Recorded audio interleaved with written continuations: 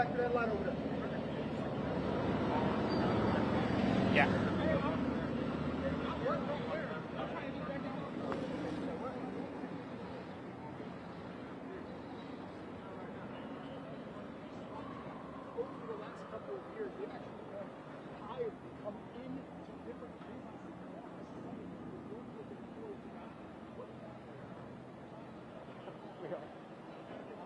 While we back to the floor.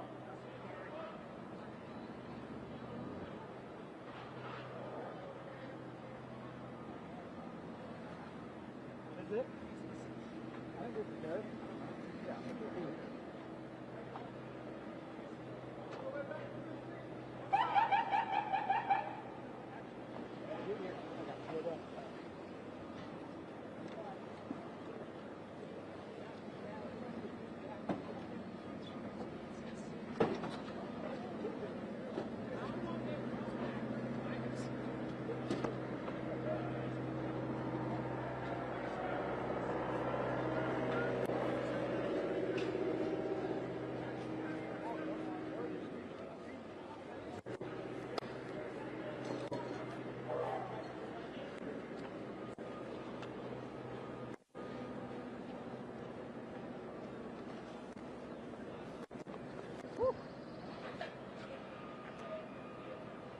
What? Yeah. Let's go. You said 15? Well, let's go over here. Medical center. Again, it's unclear if this building is where this active shooter is inside, was inside, but based on what we're seeing, this appears to be the building in question, Northside Medical. They're pushing us back some more, so we're going to go back another block and send it back to you for now, Tracy. All right, Zach, thank you. We'll let you do that, and possibly if we could get a hold of one of those employees there at Northside Medical to find out if they have any insight there on what may have happened. We know a number of people from surrounding buildings cannot go back in. You are looking right now at new video. We just got into Atlanta News First. This is clearly from the perspective of a high-rise there. You can really see the activity down on the street level. From the vantage point of our crews, you can't see too much there at the street level, but this from up above, we can see a number of officers with their weapons drawn. Again, this is an active shooter situation in the 1100 block of West Peachtree Street. Now, that's where Northside Medical is. We are still trying to confirm whether this active shooter situation is inside the building there at Northside Medical, but according to our crews on the ground, much of that police activity is surrounding that building there. Our crews have been pushed back block after block, simply because police say it is not safe to be in that area. And here's why.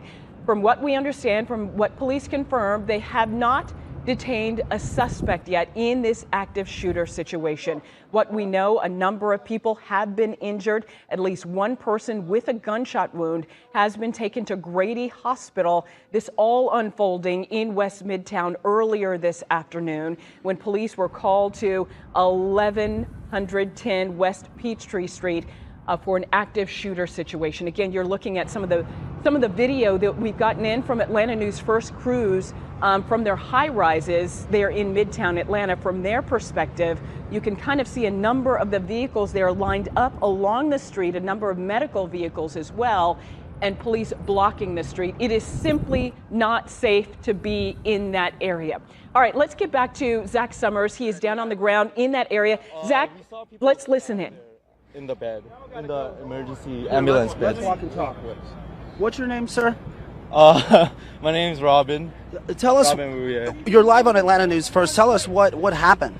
we were just eating, and then all of a sudden there were a lot of police that started pulling up with ambulances, and then people started coming out, and we asked what the situation was, and then the police officers told us the same place. So we were just inside. We were just seeing everybody get carried out on beds, and yeah. So you were at a restaurant and next to the medical center there? Yes, right next to the medical center, E-Ramen. Did you hear any shots? No, we didn't hear any shots. We just saw people continuously leaving the building in the hospital bed, so we were just wondering what was going on. Did you all shelter in place? Oh yeah, we were holding in place, and they told us not to move from our places until they found the shooter, and they just let us leave. But they didn't give us any details other than that. You were near the medical center. What did you see as you were walking by there? I mean, I've got some videos. Well, just tell us here on air what you saw. There's, like I said before, just a bunch of people coming out of, like, you know, the ambulance beds, and a lot of police pulling out with guns and stuff like that. So yeah. Did anybody appear to be hurt? Yeah, actually, everybody that was leaving the building in those beds seemed pretty hurt. But like, nothing too severe, but kind of yeah, they seemed like they were hurt. Gotcha. But I didn't see everything. I don't really know. I can't say anything for certain. Absolutely. Thank you. No problem. Appreciate that. Yeah, I will tell you, Tracy, before we started to be pushed back by law enforcement, we were able to briefly talk to people who were inside Northside Medical. They told us they were in the doctor's office, and they were alerted of an active shooter inside. None of the folks we were able to talk to heard any of the shots, but they were visibly shaken. We saw people crying as they were being escorted away, and it's just an awful scene. And we don't know the severity of what's happened inside that building, but that's what folks are telling us here out live as police have continued to push us back, because they tell us, Tracy, it's just not safe for us to be close to that area near Northside Medical. Tracy? Oh, absolutely. And make sure you stay safe, Zach. I know a number of people. Thank you for giving us that insight with the person who was nearby Northside Medical Center and what they saw at the time. They were obviously told to kind of shelter in place, and police soon after were able to kind of let them leave, but didn't give them too much information. All right, Zach, we're going to check back in with you in just a few minutes. We just have gotten some new information. I want to give you a live look right now at Grady Memorial Hospital. You see crews right now on standby, some crews outside of the building. We have confirmed 3 patients have been transported to Grady Medical Center by the Atlanta Fire Department. Now, earlier we learned that at least 1 patient had been taken to Grady with a gunshot wound. Not sure if this number of 3 patients includes that one taken earlier that we had confirmed, but at least 3 people taken to Grady Medical Center. Here's what we know about Grady. It is a level 1 trauma center. If anything bad happens to you in the vicinity of the Metro Atlanta area, you are taken to Grady. Gunshot wounds, burns, serious injuries, that's where you are taken. So that certainly says something about what has happened here. Here's what else we've learned right now. The Atlanta public school system community right now, they are telling people in the area of West Peachtree Street in Midtown Atlanta to continue to shelter in place. Atlanta Public Schools, they are operating on exterior lockdown for the remainder of the day. That is the information we've gotten from APS right now. So this is certainly turning into almost a citywide event, though it is centered in Midtown Atlanta.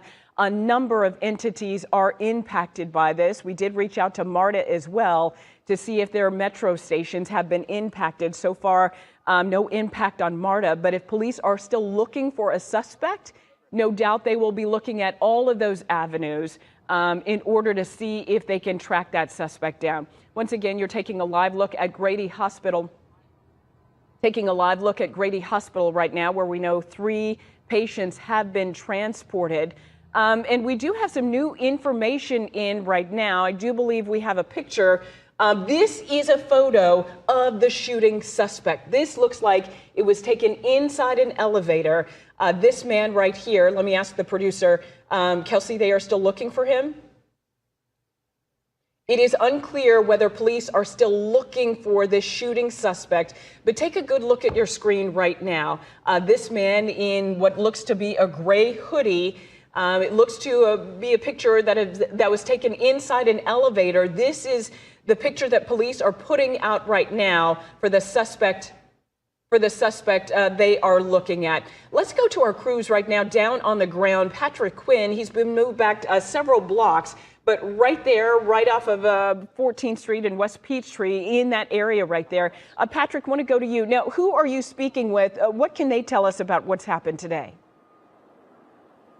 Well, Tracy, I just met this guy named Griffin. He was walking on the street. He was forced back, just like a lot of us were in Griffin. You were right there. First off, this all started the commotion roughly an hour or so ago. Take me through your afternoon so far. I was meeting a friend for lunch at the restaurant right next door to where everything was happening, and it was probably about an hour ago. We saw some cop cars coming up and people rushing into the building.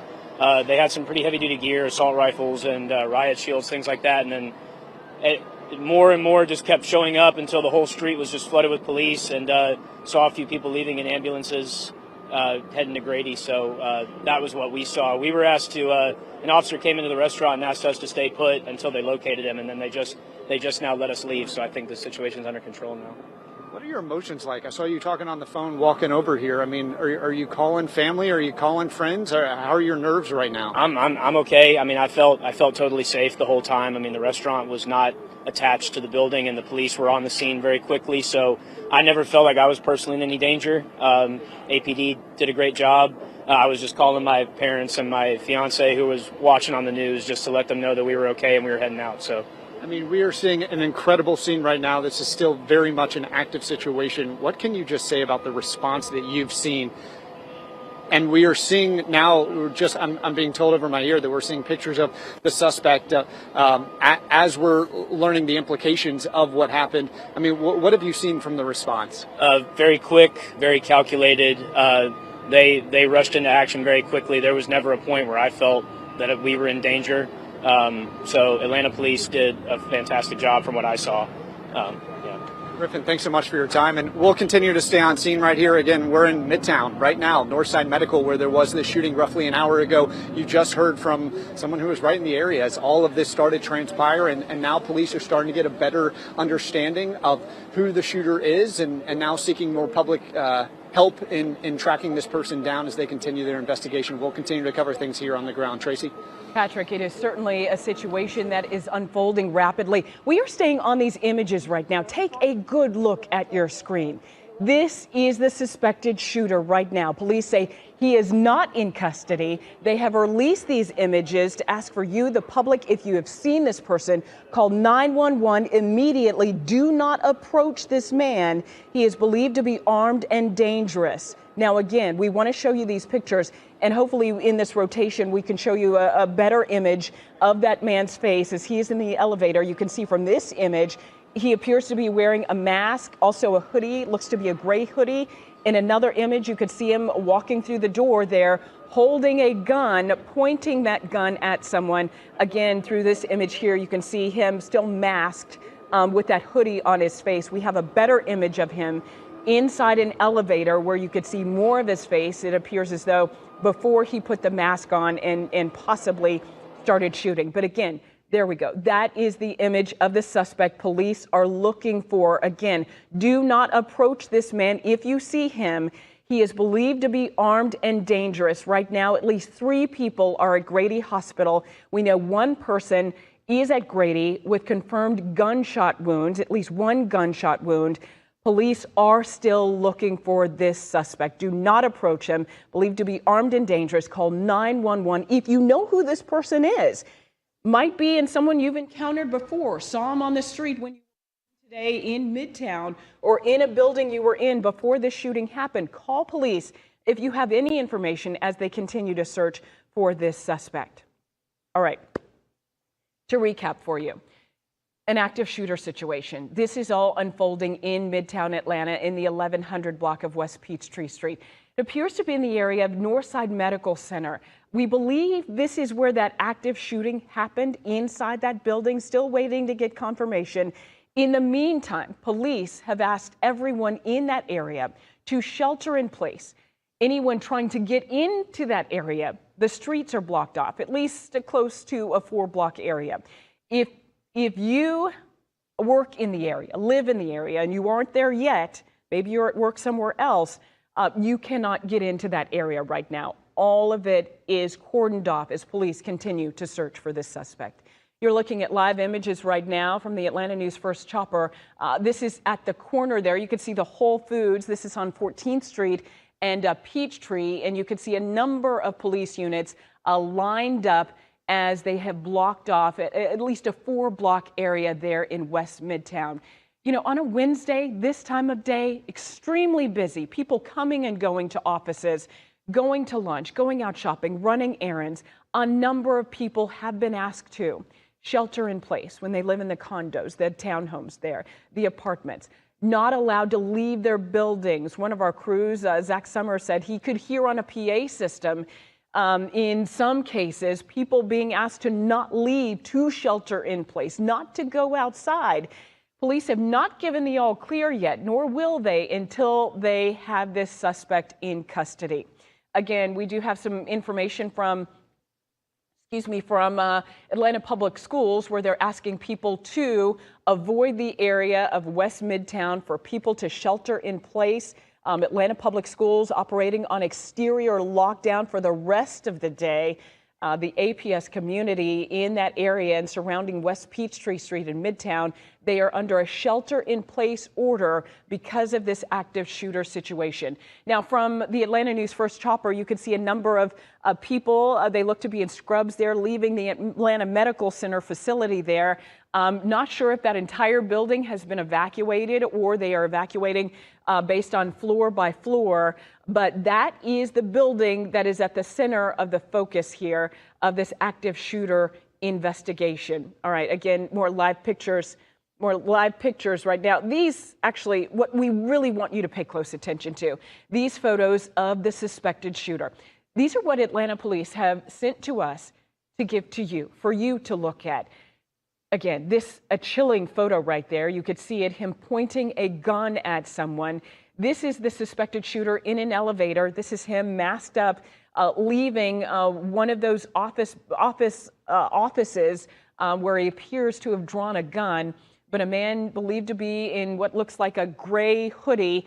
There you could see with his arm drawn there, with almost like a backpack kind of crossing over, backpack sling pack right in front of him there in a gray hoodie and black pants. Again, if you see this man, do not approach him. Call 911.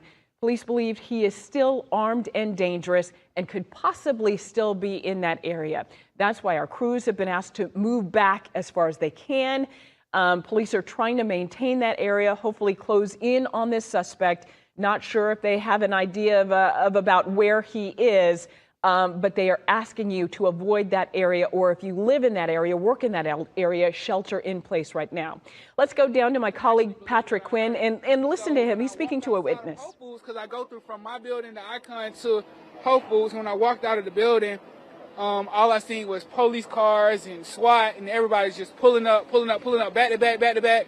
And my supervisor was right there at the time, and he was like, "Hey, make sure you stay close to the walls and stand back because we heard it's an active shooter."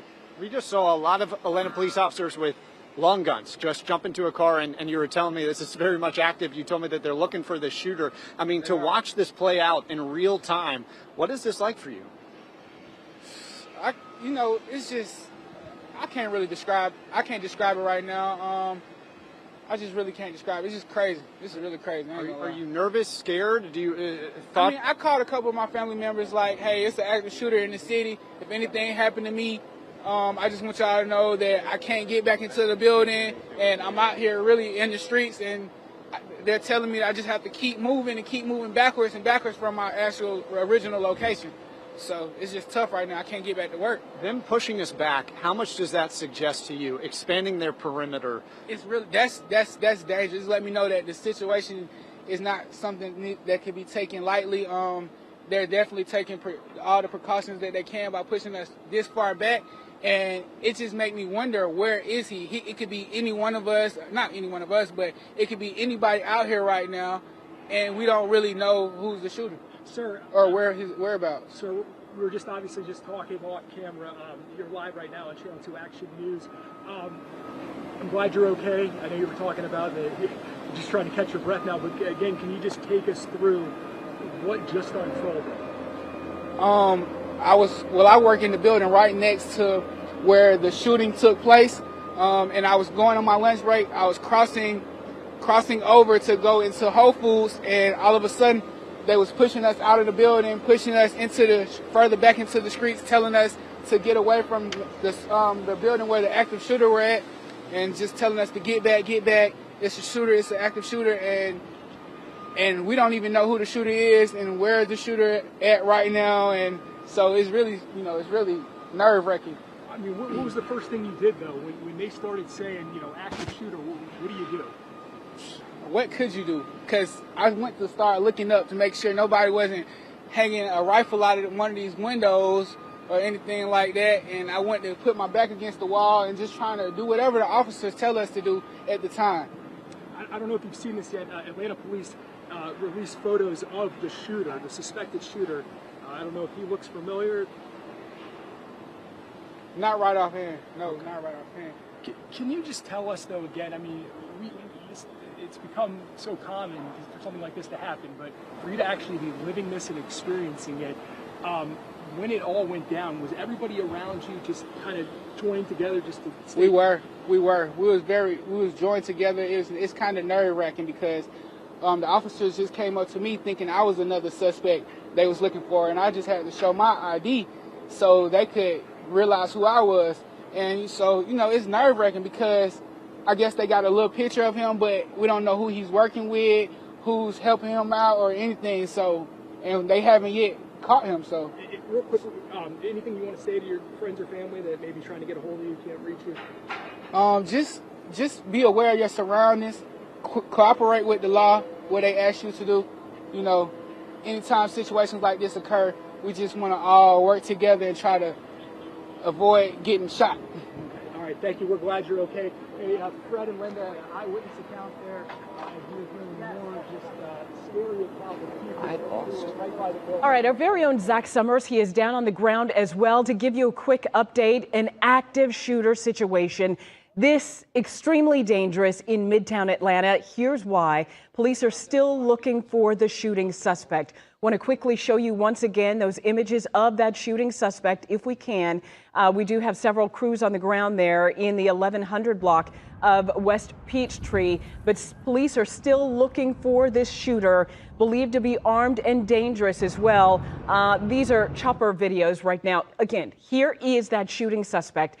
Not the best image, but this is what police have given us to go on. This is the suspect they are looking for. He is masked, wearing a hoodie, what looks to be a gray hoodie, and black pants. Again, if you know who this person is, this a much better image of him. Looks to be in an elevator there. You could see much more of his face before he masked up and entered the building and started shooting. Police say if you see this person, call 911. He is believed to be armed and dangerous. They are still looking for him. They have a large swath of Midtown Atlanta blocked off as they investigate and look for this suspect. Atlanta News First, Zach Summers. He's on the ground right now. And Zach, you've been able to speak to a number of people who've been evacuated from their buildings or either can't get back into them because of this active shooter situation. Yeah, that's exactly what's happening. We're at 14th and Crescent, about a block over from Northside Medical, where it appears a lot of the activity is centered.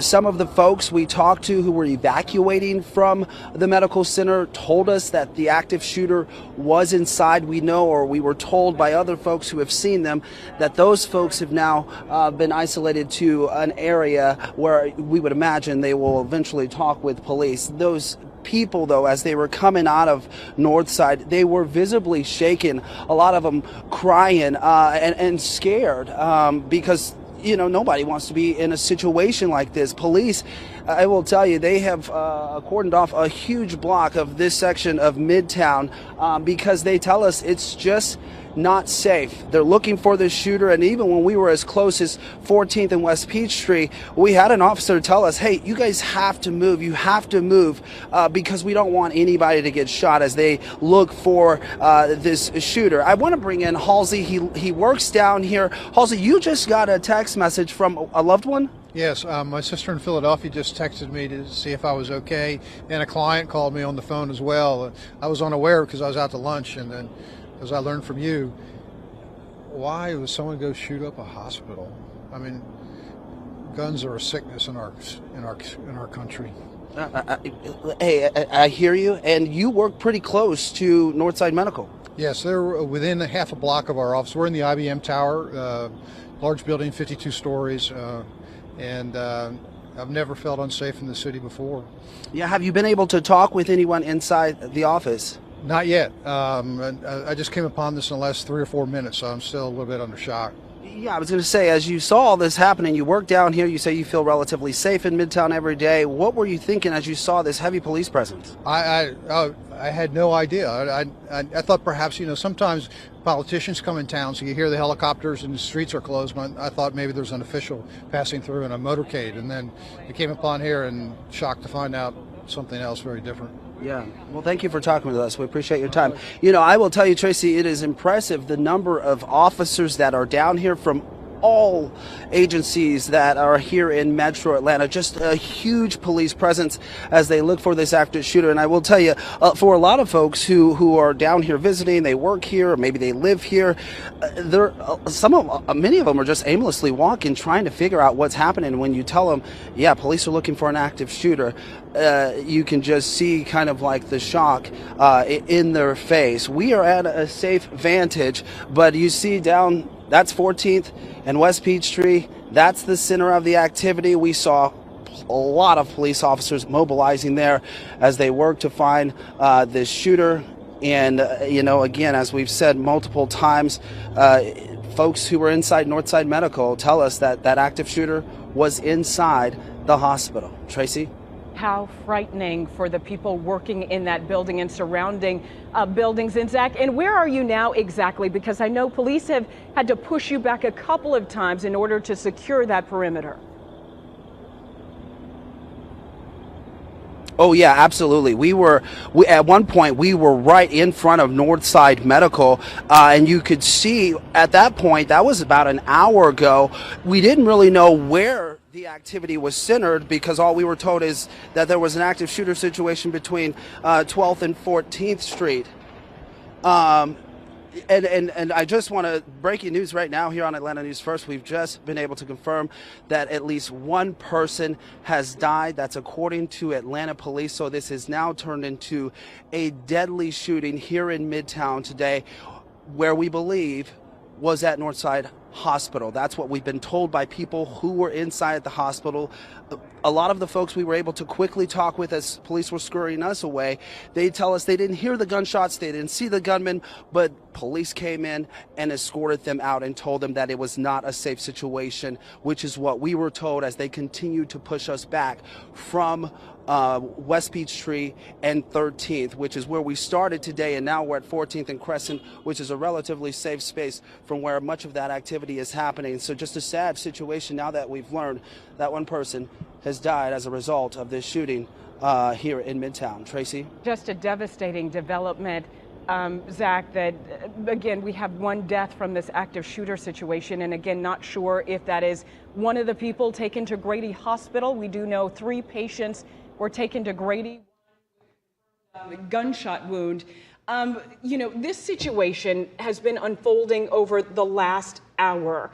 Again, an active shooter situation in Midtown Atlanta. This is in the 1100 block of West Peachtree Street, all focused on Northside Medical Center. That area right there is where police are searching for an active shooter. They've really cordoned off at least a 4-block area as they continue to search for this shooter. You're taking a live look right now from our Atlanta News First chopper. You could see a number of officers, possibly in SWAT gear. They look to be entering a building there, and quite possibly they may have a suspect cornered in one of the buildings. But imagine, if you've been in Midtown Atlanta, condos, townhomes, apartments, office buildings, that is a lot of space to have to investigate and try and search for a suspect. That is why they've moved our crew. We are asking you to shelter in place. Don't leave the building. If you are not in that area, they are asking you not to head into the area because they want to maintain safety. I want to show you once again the images of this shooting suspect that police are looking for. If my producers can kind of put that up, it is paramount that you take a good look at this active shooter right now, wearing a mask. Right now, you could see him coming out of one of those rooms. In another photo, we could see him right there pointing the gun. There's another photo where you can get this one, a better look at his face. Again, police are asking you, do not approach him. If you see him, call 911. He is believed to be armed and dangerous. All right, we continue to work on this story right now, an active shooting situation in Midtown Atlanta. I welcome my colleague Alan Devlin here to, this is just incredible that we have to talk about a situation like this. This is now gone nationwide. We spoke to a man who said his family member, his sister across the country, calling to check on him, knowing he works in Midtown Atlanta, worried about his safety. Exactly. And you know what? I live here in Midtown. And as soon as this story broke and Atlanta News First sent out that push, those texts, those phone calls really started coming in, because this is probably one of the most populated, if not the most populated, densely populated area in our city. So to have something like this, where the suspect's still not apprehended at this time, it really is terrifying. And you've got a lot of people checking on everybody in that area, and even people that frequent that area. You don't have to live in Midtown to be a part of this community. That is why this has such a big impact to us here in Atlanta. Oh, certainly. And I would advise, too, if you do have a loved one in that area, certainly check on them. Make sure they are okay. Make sure they are staying sheltered in place if they live there in Midtown or have a work in Midtown at one of the office buildings there, or to completely just avoid that area. Honestly, they're going to get stopped right at the corner anyway. Police are not letting anyone in. They do have a mobile command center. This is really the focus of Metro Atlanta right now, is in Midtown. We continue to take a live look from our Atlanta News First chopper. Now, here's a map. Here's the area that we're talking about. Here are the street closures. You do need to avoid streets near Northside Medical Center, West Peachtree Street, Northwest, between 10th and 14th Street. So this is right off the downtown connector. So make sure you avoid that area until we give you the all clear. Right now, police continue to search for that shooting suspect. Unfortunately, we have confirmed in the last few minutes, one person has died from this.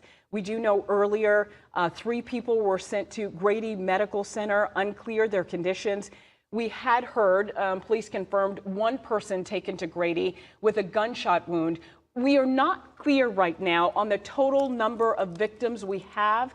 We are still working to get that information from Atlanta police. Certainly, they are working to find the suspect. So as soon as they can get that information to us, we will pass it along to you. But again, an active shooter situation that has been ongoing in Midtown Atlanta for at least over an hour now, still searching for that suspect right there that you see that picture of, Alan? Yeah, exactly. And you know what I want to say? You just brought up those street closures. You're looking at a map. You've got hotels, you've got restaurants, you've got bars, you've got apartment complexes, all right in that area, streets away, a street away, I should say. So this entire area impacted. But we do, my producers just told me we have Patrick Quinn, who's out in the field right now. Do we have him up? Can we talk to him about what he's seeing and where? There's Patrick. So Patrick, we can already see the intensity right there behind you over your left shoulder. Talk to us about what you're seeing, what you're hearing as this kind of goes on right now. Well, I'm just going to step right out of the scene, Alan, so you can get a better shot. This is SWAT right here, and they are gearing up. We can see some right now that are continuing to get equipped, and they have blocked off a lot of the area right here around Peachtree. We are a few blocks actually away from Northside, but they're surrounding a few different office buildings here. And remember, we are just 2 or 3 blocks away from Piedmont Park, and you're seeing actively this group of SWAT members right here gearing up, and this is certainly a active situation, and they are on the move. We just saw them drive onto the street right here roughly 5 minutes ago, and they're continuing to corner off different areas of Midtown, of this very populated area. I just talked with someone who was in one of these office buildings. They were told to evacuate. Those who were inside were told to stay in place. So we are seeing an active situation, and we're seeing SWAT right here standing by right off of Midtown, and we'll see where they move next. I mean, we are watching this closely. No doubt they are following tips, and they are continuing to track down different buildings, different areas of interest, and this is the latest one we're seeing. This is right by the High Museum. If you're familiar with Midtown, I mean, this is a very busy, populated area, especially in the middle of the day, and they've started to corner off different areas of interest, and right now we are just off of Peachtree here in Midtown. Alan? All right, Patrick, I'll pick it up from here. And we have just got new information. We told you earlier about Atlanta Public Schools. They've been asked to, everyone in that area to shelter in place. Also, Goddard School in Midtown, they are on a lockdown. No one going in or out of that school. If you have a student there at Goddard School, no doubt many of the faculty members there have probably already contacted you. But that could interrupt when you pick up your child right now. No one in or out. Of course, in Midtown Atlanta, safety is paramount as police continue to look for this active shooting suspect. He's still on the run. Police do believe he is armed and dangerous. They have not found him yet. 3 people so far injured. Still working to confirm if one of those people injured has passed away, unfortunately. We can confirm 1 death. We do know those victims taken to Grady Hospital earlier this afternoon. Yeah, right up the road there. And you just mentioned the Goddard School. The Goddard School is literally right around the corner from Northside Medical, less than a quarter of a mile. So this school, these students, these staff members right now locked down, as Tracy said, nobody in or out as this scene continues to unfold. And the Atlanta News First chopper flying overhead, and guys, to sit here and look at Midtown Atlanta on the level of lockdown that it is right now in the middle of a busy work week is insane, as you said, to have to talk about, and for everybody in the area, everybody in the community to have to experience, Tracy, is terrifying. Well, you know, we unfortunately, Alan, report on these stories all the time. It is certainly another thing when you're in the middle of it, when it happens in your city and it's in an area that you frequent, that you live in, that you shop in, that you work in. Absolutely terrifying, honestly. Here's what we do know. We can confirm, police say no additional shots have been fired since the initial active shooting call. That is somewhat good news. The bad news is the shooter is still on the run. They have not found him yet. Here's what we know so far. 4 victims shot. 3 of them taken to Grady Medical Center. 1 of those victims passed away. 4 total victims, that's what we have confirmed right now, not knowing if that number could potentially grow as police continue this investigation. They do have their mobile command center in Midtown Atlanta right now. Certainly they have every person on the ground, on the force, that they can get into this area to cordon it off, to make sure people are safe, to search for that suspect. Once again, if you look on the right side of your screen, you can see that shooting suspect. We could see him walking out of an elevator, walking into one of those rooms there in Northside Medical Center, pulling up his arm, firing the weapon, has a mask over his face, appears to be wearing a gray hoodie, black pants. If you see this person, do not approach. Believed to be armed and dangerous, call 911 if you know who this person is. All right, let's head to the ground right now. Zach Summers is speaking to someone who may have come out of the hospital. Let's listen. Tracy, this is Ann. She actually tells me that she had an appointment inside the hospital today. And, you know, what do you make of this scene? It's very scary, you know, and it's sad. You know, it continuously happens, you know.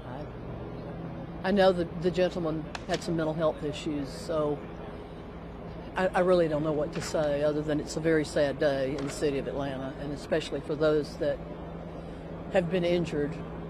And I don't know how many they are or anything about them, but I know that there are people that are hurt. And hopefully, now you said you know the gentleman has mental issues. Do you know him? No, I do not. But I mean, everyone said he was here for a psychiatric evaluation. Now I don't know if that's true, but I believe it to be because I've heard it from several. I've heard it on the radio, the police radios, and people around me. So, yeah, and you know we haven't been able to confirm that ourselves. But you know how long have you been visiting this hospital? Oh, here I come here for everything. I was going to see my surgeon today because I broke my wrist yesterday, and here I am. So you know the staff here if you've been going here so long? I know my doctor and a physical therapist. I did get a text from the office telling me that they were all okay, which I'm so grateful for. So that's basically all I know is that we're just kind of stuck here and surrounded by every police officer and rescue emergency responder, and Yeah, the response is it's enormous. It's great. You know, we've been able to confirm that at least 4 people have injured. We know at least 1 person has died, according to Atlanta police. When you think about, you know, you were supposed to be inside that building today. You know, what goes through your mind? I was just walking up. I didn't exactly know what was going on, but I saw all the first responders headed in this direction. So I just live very close to here. So I was walking and they just stopped me, and here I am. Yeah, what are you feeling right now? You know, you live in this community. You've mentioned that we see this happen all over the country, and here it's happened in our backyard. Well, I have to say that I love the city of Atlanta, and it's unfortunate that this happens, but it happens everywhere. You know, I hope this doesn't put a black mark on our city, because I live in Midtown. I live right across the street from the park. You know, and I think it's a wonderful city, and I'm not going to live in fear because I love this community. I'm just sad that this happened in Atlanta, and it's happening all over the world. Yeah, absolutely. Well, Ann, thank you. I'm glad you're safe, and thanks for talking with us. I just want to kind of paint the picture from here now. We're at 12th and Peachtree. You can see Northside Medical within our eyesight. So basically, police have put the media here, and then my colleague Patrick is at 15th Street, a couple blocks over, still here on Peachtree. Our vantage point is a little better. You still see a heavy police presence near the entrance of the hospital, but I will tell you, police aren't as animated, if you will, or as quick to push us back as they were earlier. Now, I don't know if that's an indication of if they have located the shooter or they know where he is, but the sense of urgency doesn't appear to be as heavy as it was about an hour ago when we were just 1 block over and police were telling us we needed to get far back because we could potentially be harmed because they were looking for this active shooter. But as you can see, there remains a heavy police presence out here, and we're going to continue to stay out here and bring you the latest. For now, though, Tracy and Alan, back to you. All right, Zach, thank you. And, you know, we just heard from the woman that Zach was speaking to there. She was describing how what was a very normal Wednesday morning, Wednesday afternoon here took a frightening turn on her. She had no clue.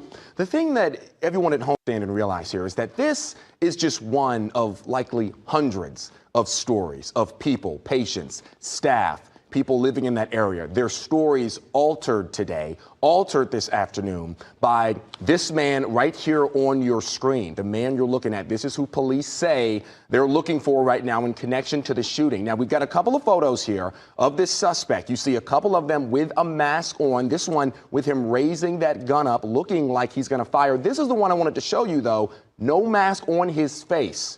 This is who police are looking for right now. And at this moment, at this hour, as far as Atlanta News First is aware, Tracy, this man is still at large. Police are still searching for him. And Alan, I do have an update from Atlanta police just moments ago where police are telling us, again, there have been no additional shots fired since the initial incident unfolded. That was earlier this afternoon when they got the call about an active shooter there at Northside Medical Center. We currently are aware of 5 shooting victims related to this situation. 4 have been transported to Grady Medical Center for treatment. A 5th has been pronounced dead on the scene. So right now we have new information, 5 victims total. Unfortunately, one of those victims has died. You know, one of the witnesses that Zach spoke to a short time ago really talked about gun violence in our community, in our nation, and it is frightening. Let's see if we can head back out to Zach Summers. He's speaking to another person there in that area of Midtown. You're live on Atlanta News First. Can you just kind of walk us through what, you know, you're just walking up. You live in the neighborhood. What are you thinking? I'm thinking how unsafe it is for us out here as, you know, young people. I'm just astonished. I'm sorry. No, you're fine. We've learned that at least 5 people have been shot here at the medical center. What's your reaction to that? It's tough. It's tough. It's heartbreaking, and I hope everyone is okay. Yeah. Thanks, Atlanta. I appreciate your time. How do I get home? Well, I don't know if you will be able to get home. Not right now. You might have to wait. Not you walking with this. Sorry, but you know, That's what we've seen a lot of when people don't know what's going on. They're just walking up on the scene because it's not something you see every day. I will tell you, one of the most heartbreaking scenes that we saw today was probably about a half hour, 40 minutes ago, when people who were inside the medical center, they were being escorted out by police, and they were crying. They were visibly shaken. They were angry. They didn't know what was going on. All they were told was that there was an active shooter inside the hospital and they needed to be moved to safety. So, you know, just a lot of emotions out here in Midtown today, ranging from people who were in the building and those who are just walking home, going to work, not knowing what exactly has occurred until, you know, we sadly have to break the news to them that, you know, multiple people have been shot, at least one fatality here inside Northside Medical Center. Tracy, Alan? Yeah, Zach, and you're absolutely right, and we were just chatting on that for a little bit, Zach. It's an insane scene out there that you and Patrick are now a part of, providing this insight for our Atlanta News First viewers. We'll be right back out to you in just a few moments, Zach. Thank you. We do want to give you an idea for viewers at home and an idea of where this is happening in Midtown Atlanta. We've been telling you for more than an hour now, if you do have business in the area in Midtown, right off the downtown connector, avoid it until we give you the all clear. We will get the all clear from Atlanta Police. They have not given that yet. They are still looking for this suspect. Avoid these streets near Northside Medical Center, West Peachtree Street, Northwest, between 10th and 14th Street.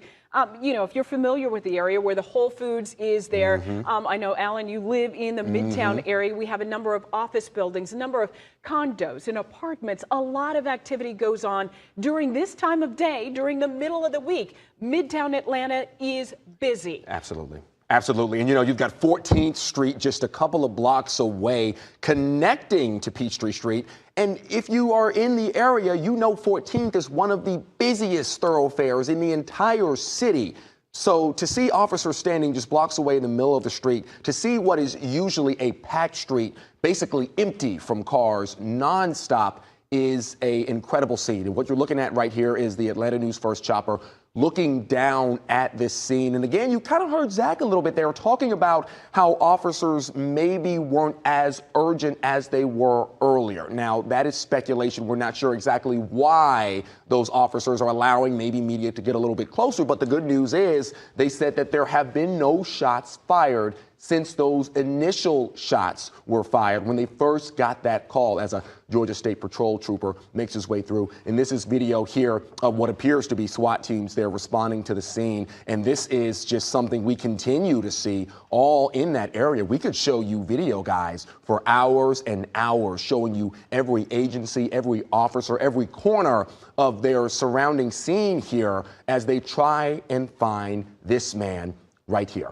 This is who police say is a suspect in this shooting. They are working on tracking him down. And the reason we're speaking to you right now, the most important reason, Tracy, is because this gentleman has not been caught yet. This is still an active situation. And as we're waiting to learn more from APD, this man remains at large. And again, I'm going to say it again. There's one photo here where the man is not wearing a mask, and you can see his face a little bit better.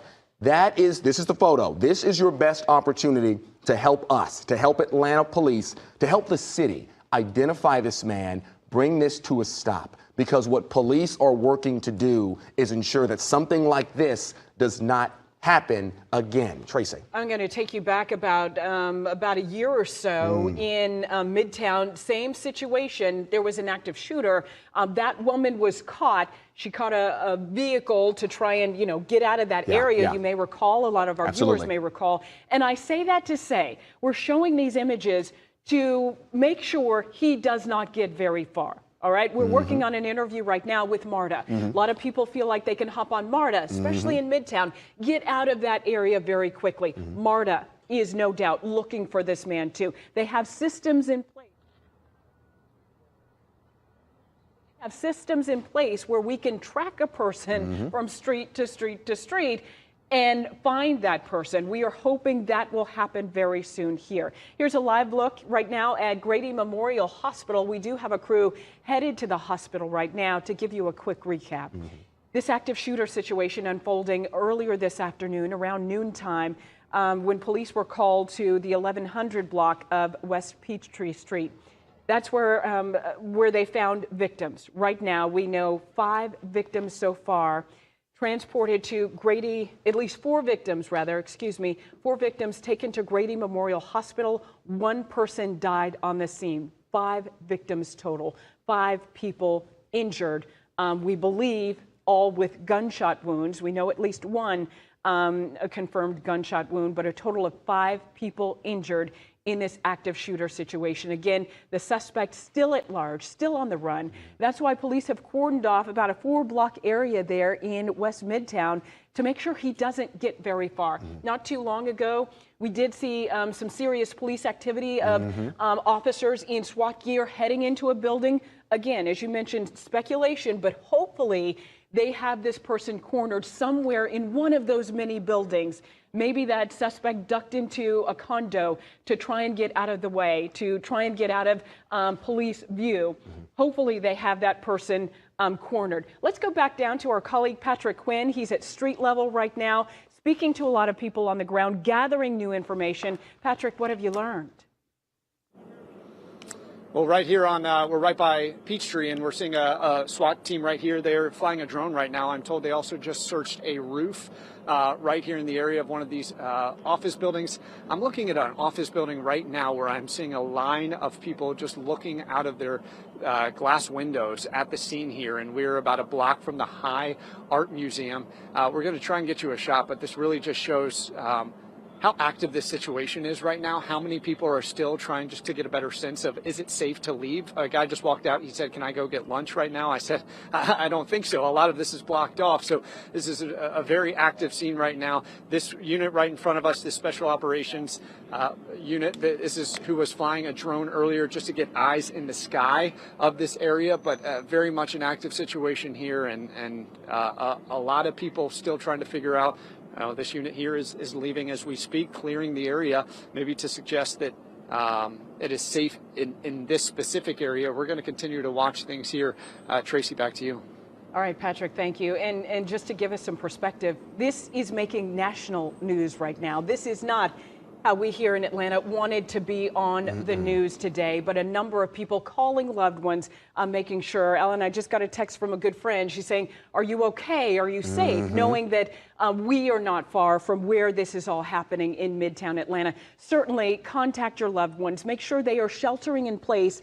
If they work or live in Midtown Atlanta, make sure to tell them to avoid this area until we all get the all clear that everyone can go back, until police have detained this active shooter suspect. Once again, the most important thing we need you to look at today, you will see it on all your social media channels, no doubt, images of the suspected shooter. Producers, if we could put that up once again, that would be great to see.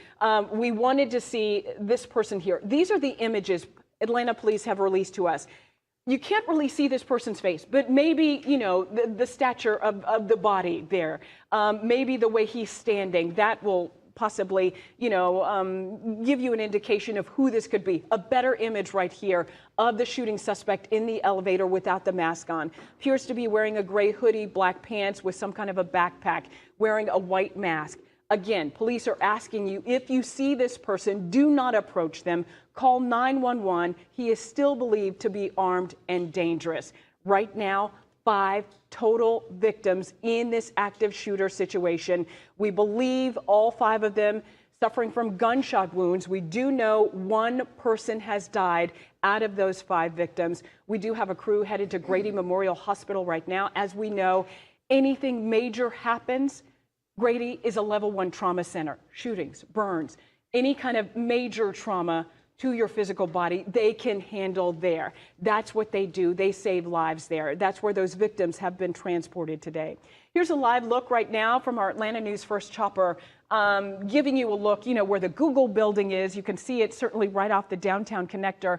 A huge, heavy police presence there in Midtown Atlanta. A map for you to look at if you have to travel back to go home, to your condo, to your apartment, or to your office building. Right now, again, police have not given the all clear, but keep in mind, this is the perimeter. These are the areas that are closed off right now. Avoid streets near Northside Medical Center. That is the center, the focus of this active shooter investigation. Also, avoid West Peachtree Street Northwest between 10th and 14th Streets. We do have crews on the ground right there gathering more information. Let's get out to Zach Summers. Zach, you have some new information for us?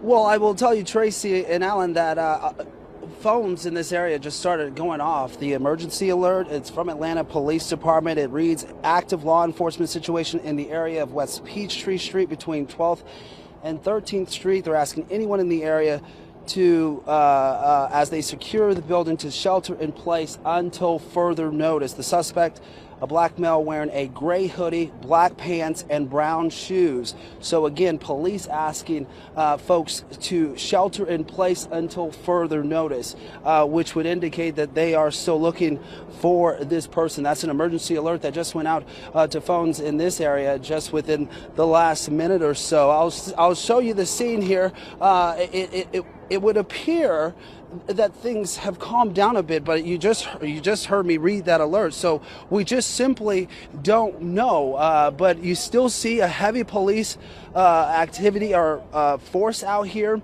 as we are anticipating to hear from Atlanta Police Department very soon. We were told that they would be talking with us here where we are.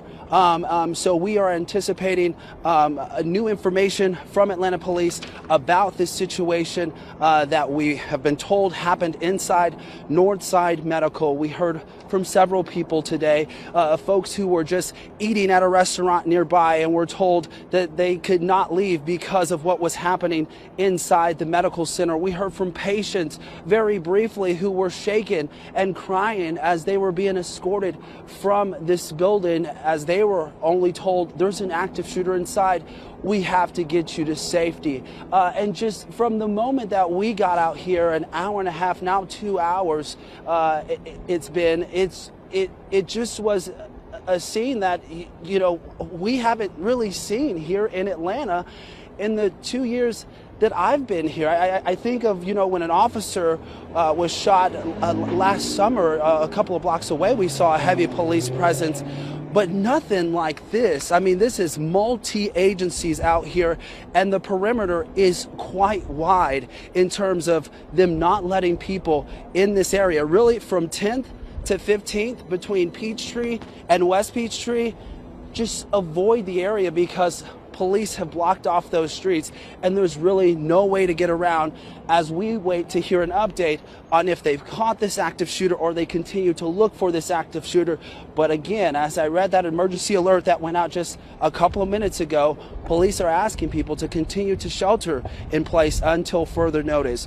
Tracy and Alan, as I mentioned, we are waiting on an update from Atlanta Police Department. We've been told that they will be speaking to us very soon in this area, so we will bring that live once it happens. Back to you guys. Yeah, and Zach, we're looking right now at the Atlanta News First Chopper, looking down on what obviously appears to be doctors in scrubs walking down the street here right outside of the medical center, and it looks like they're actually carrying a patient.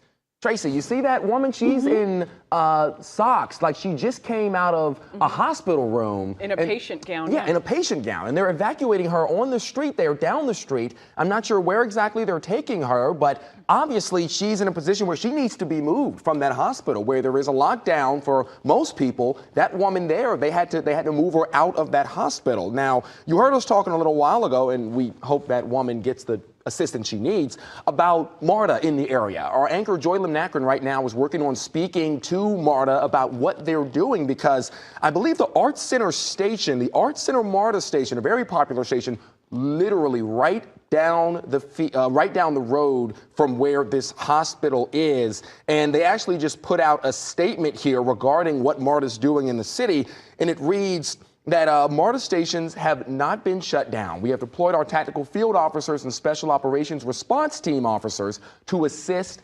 APD. We also have extra police presence in the stations to ensure the safety of our patrons. And the point with this one is, this is a needle in a haystack operation right now. Atlanta, a massive metropolitan area, and everybody is looking for one man. So when we show you what this gentleman looks like here in a little bit, and we tell you to keep an eye out, you might think at home, you know, what are the chances that I'm actually going to come across this man, that I'm actually going to be able to help APD in this search? You truly never know. The reason that you're getting those phone calls about your safety, the reason that we're telling you about what's happening is because this man could be anywhere right now. And if he is willing to open fire in a hospital of all places, you need to make sure that you and your loved ones are prepared and safe until Atlanta police can ensure that he is no longer a threat to our community. And this really gives you an indication, Alan, of the severity of this. Earlier, we were able to see from a chopper video a number of people coming out of the hospital there. And I believe it was Zach Summers who spoke to someone who was nearby having lunch. And they said they were seeing people rolled out, you know, in the hospital, you know, kind of the rollers, patients, taking patients out of the hospital to make sure they can get to safety. So it could possibly be, we haven't confirmed with Northside Medical Center yet, that they are making sure floor by floor they get patients and staff members to safety, maybe as they go floor by floor and search for this active shooter suspect. Again, these are images you're seeing on the right-hand side of your screen that Atlanta police have sent us to show you, so you are on the lookout for this person, described as a black male wearing a gray hoodie, black pants, brown shoes.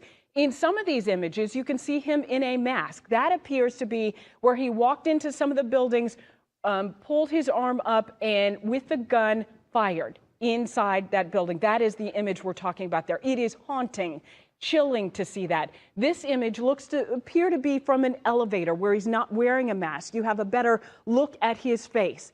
Again, do not approach this man if you see him. If you know who he is, call police. Call 911. Police believe he is armed and dangerous.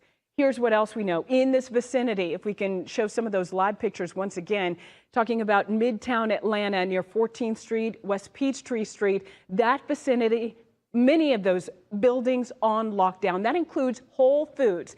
Certainly a very popular area this time of day in Midtown. A number of people living nearby go into Whole Foods, grab lunch, grab something for dinner. Whole Foods is on lockdown. More than likely it has been since all of this started to unfold.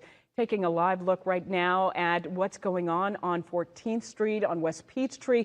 Just a barrage of vehicles, medical emergency vehicles, fire trucks as well. Crazy scene right now in Midtown Atlanta. I'm joined by my colleague, Rick Folbaum. Rick, I know you had to, navigate traffic to get here. Can't even imagine what that is like. But just thinking about, here we are once again in our nation in 2023, talking about gun violence. Zach spoke to some people leaving the medical center saying, you know what, it's happened again. I cannot live in fear. But this is frightening that it is happening in our city at this time. Well, of course, it is a shock when you hear the news. But given the state of things, it really shouldn't be so surprising that this has come to Atlanta. This has come to our neighborhood. We've been watching and covering shootings all over the country, grieving along with our fellow Americans when we hear of these stories. And now it is the rest of the country that will be grieving with us, as we have already learned that one person is dead and 4 others are hurt. As we continue to watch these live pictures from Midtown, you mentioned I had to navigate my way into the office. Very difficult coming from my area, traveling south on the connector, trying to get off at 14th Street to get here, and I was able to see the police presence to my left.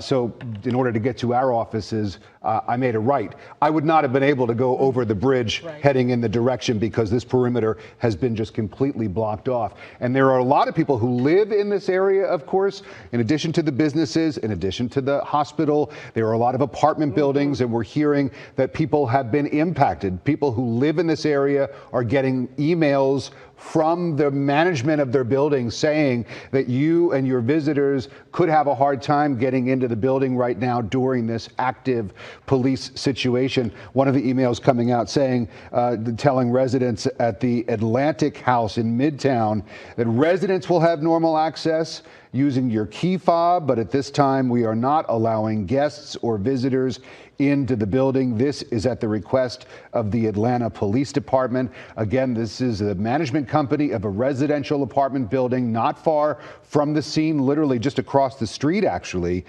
from the location where this is taking place. These are live pictures, and you can see the police presence there. Police there heavily armed and patrolling this area as they continue to search for this shooter. And I've been looking at the photographs that we've been airing, Tracy, as you've been showing them to our audience. And it has to, it occurred to me, somebody has to know who this is. Yes. I mean, especially that shot in the elevator where you can see him without the mask on.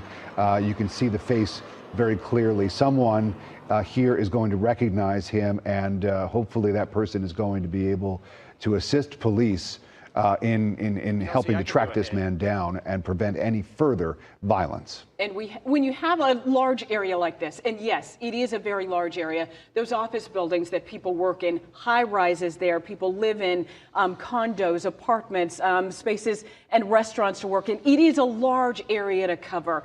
It appears as though police have a good handle on this. They have told us that so far no additional shots have been fired since the initial incident.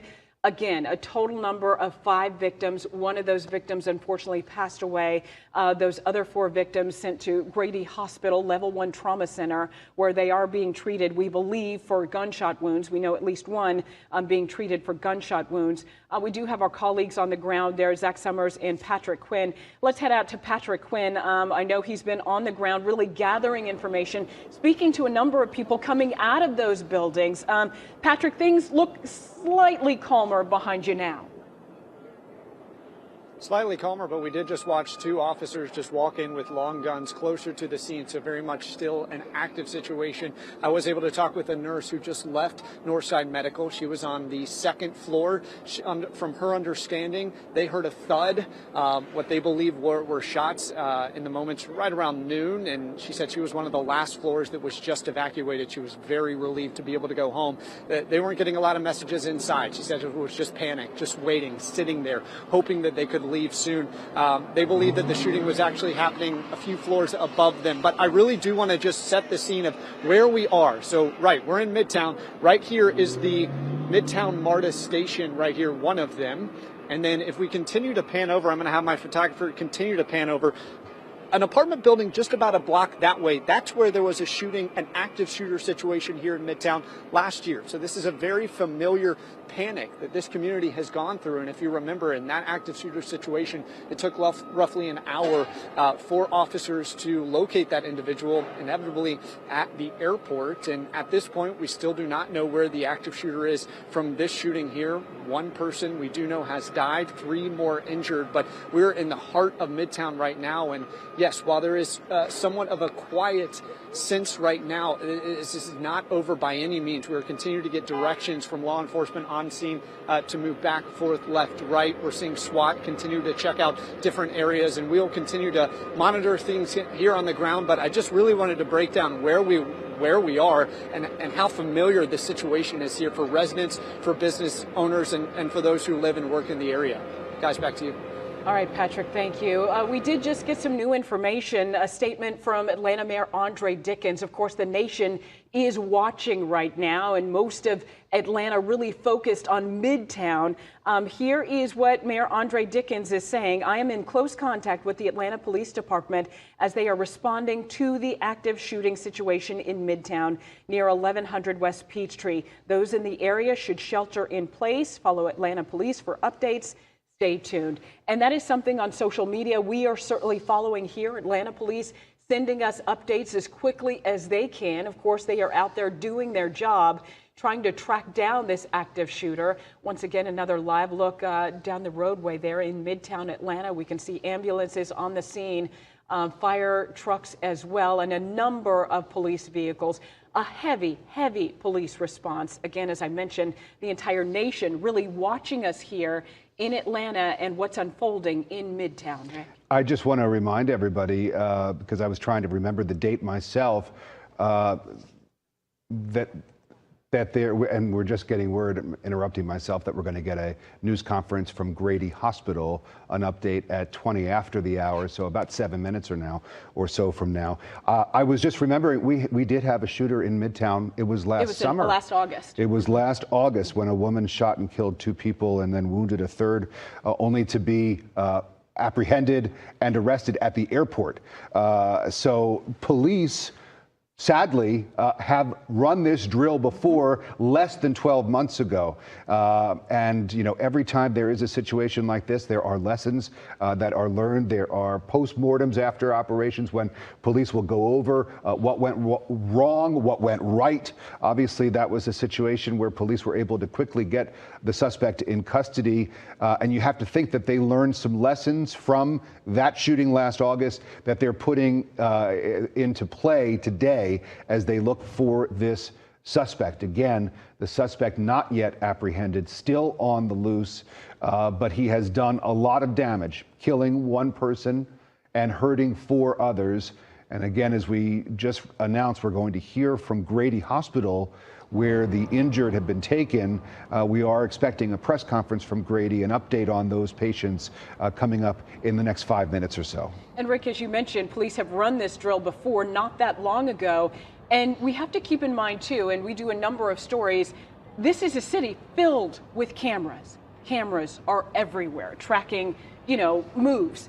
And we have a video integration center that Atlanta police use. And I've been inside that video integration center, and it's really unbelievable, the area that this covers. So you see street corners, especially in large populated areas like downtown and Midtown as well. So no doubt we have officers in that video integration center right now looking to see if they can see that suspect on the sidewalk, on the roadway, going from point A to point B, and where that person may be now. And I do believe part of that was used in tracking down that suspect last August as well. That's right. When you think about it, you know, to go from Midtown Atlanta to get to the airport, you got to hit a lot of spots. And for police to be able to find that person in that instance last year, in a short amount of time, I think it was only about 4 or 5 hours, at least in that time. Very impressive. Right, very impressive. Unfortunately, that person didn't do any more damage beyond what happened there, and we are hoping that is the case in this instance. We do want to remind you once again to avoid the area here in Midtown. Here is a map and a look at the streets that are closed right now. Streets near Northside Medical Center, West Peachtree Street Northwest between 10th and 14th Street. As our crews were covering this story earlier this afternoon, they were pushed back block after block as police tried to widen that perimeter and secure that area and make sure they had control of everything and everyone within that area so they can try and track down that suspect. Now, if you're living in the area, you're watching us, you're listening to us, you are in the safest place you can be. Shelter in place, stay where you are. Avoid coming into Midtown to go back to your office. You may want to call. You may not be able to get back into your office anyway, into your apartment building, condo building. You may not be able to get back in there either. Many places are now on lockdown, including Goddard School. Goddard School is on lockdown in Midtown. No one in or out. Atlanta Public Schools, as they are sheltering in place in the Midtown area as well. So certainly call ahead because it is not likely you will be able to get through to Midtown. Zach Summers has been following this story from the very beginning. He joins us now live, still on the ground on the scene. Zach, fill us in. What have you learned?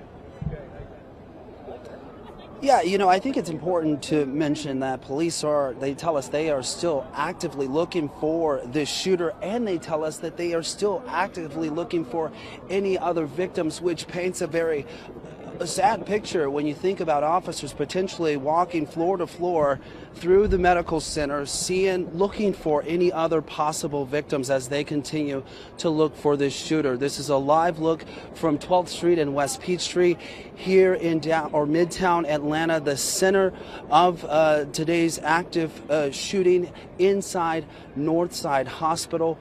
We had a chance to speak to patients earlier today as they were quickly being scurried out of the hospital, many of them crying, many of them angry, many of them confused by what was happening. These were folks who were simply going to doctor's appointments, and then to have something like this happen. We talked to a woman who was, in fact, on her way here to a doctor's appointment, and she had just missed all of this by 20 minutes. And she, was just disheartened by it, but also grateful that she was not inside and did not experience this firsthand. So, as I've said, there's a lot of emotion down here. We are waiting to hear from Atlanta police. We've been told that they're going to give us an update as to what happened out here as they continue to look for this shooter. And we're going to walk here, and we were going to talk to this couple earlier. We saw them coming out of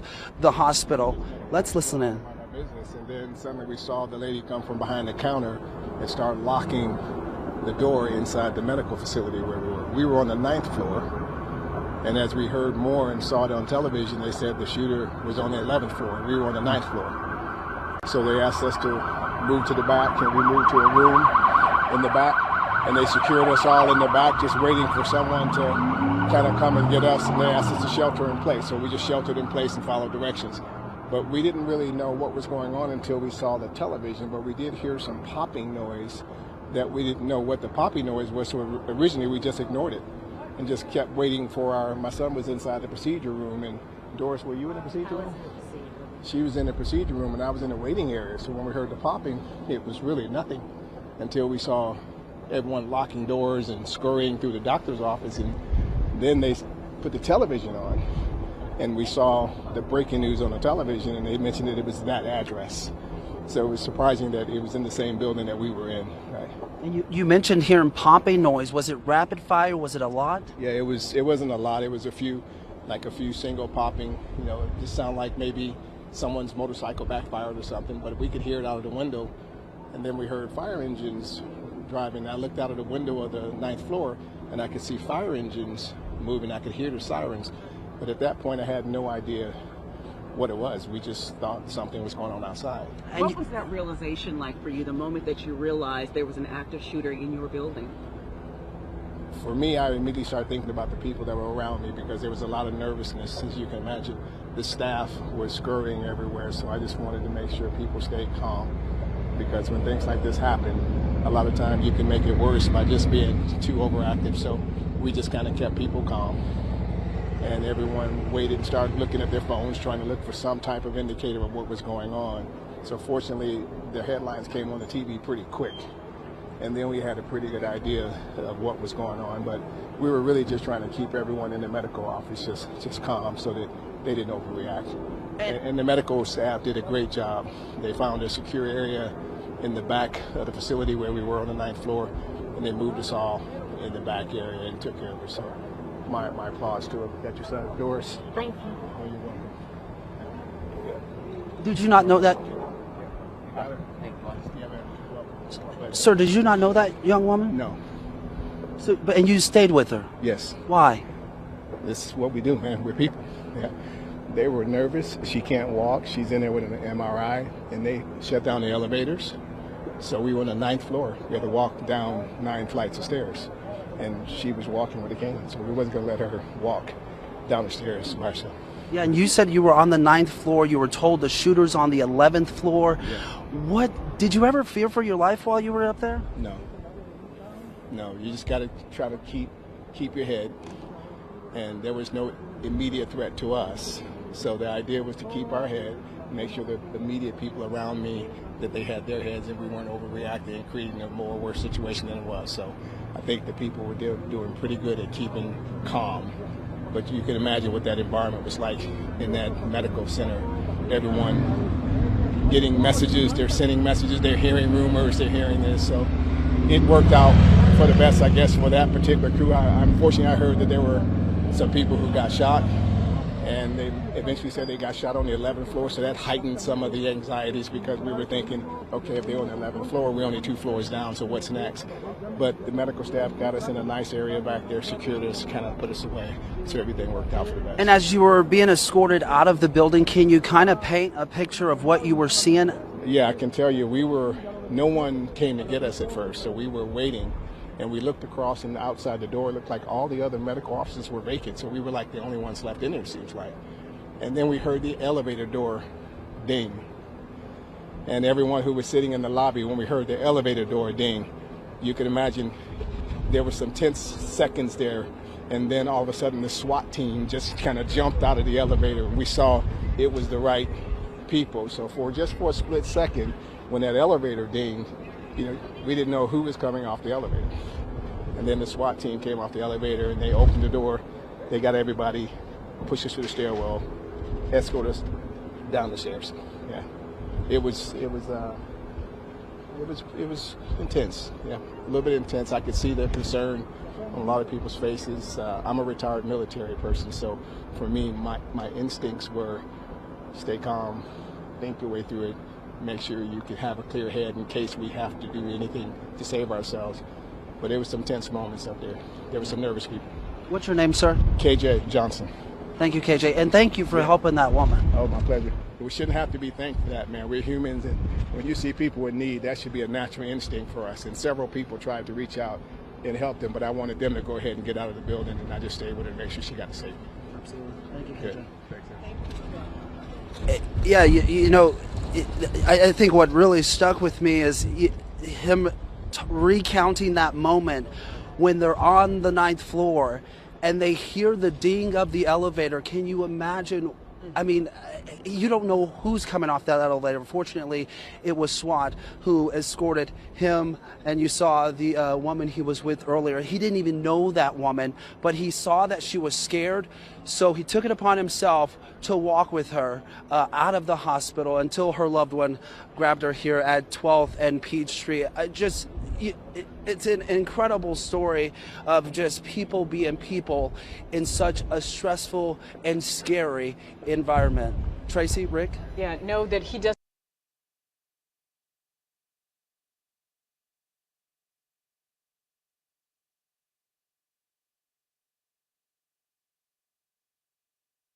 In spite of their own safety. We are waiting for a press conference at Grady Memorial Hospital that is about, we're told, to get underway. Okay, Fox we 5, believe you the guys doctors are confirm? walking up to the microphone. We're hoping to get an update on the injured here. As we've been reporting, 1 person dead, 4 people hurt in this shooting, and those who were injured were taken to Grady, which is, of course, the only level 1 hospital here in the metro area.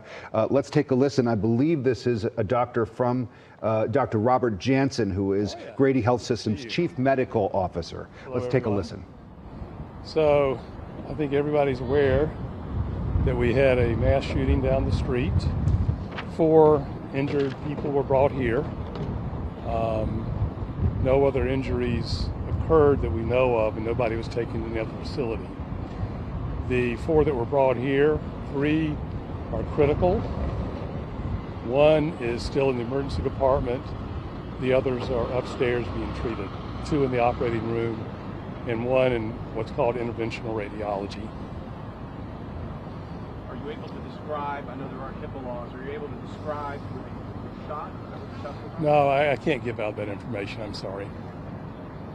How is Grady prepared to handle a mass shooting situation? So we called mass casualty event.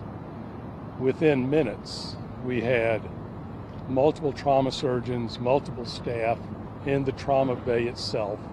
We cleared out any patients who were currently in the Marcus Trauma Center, and we were fully prepared. We were anticipating up to 12 patients. Fortunately, we only received 4, but we were completely prepared for it. We had all the staff that we needed. We had all the ancillary staff that we needed. We had chaplains there. We had security there. Everyone that was needed was in the place. And are you guys prepared just in case there are more? Yes. Yes. We have stopped our mass casualty call now, but we are prepared. We initially stopped visitors because we weren't sure what the shooter is. We are confident now that we can let visitors back in. We never locked the hospital down. We just wanted to stop visitors just in case there was anything going on.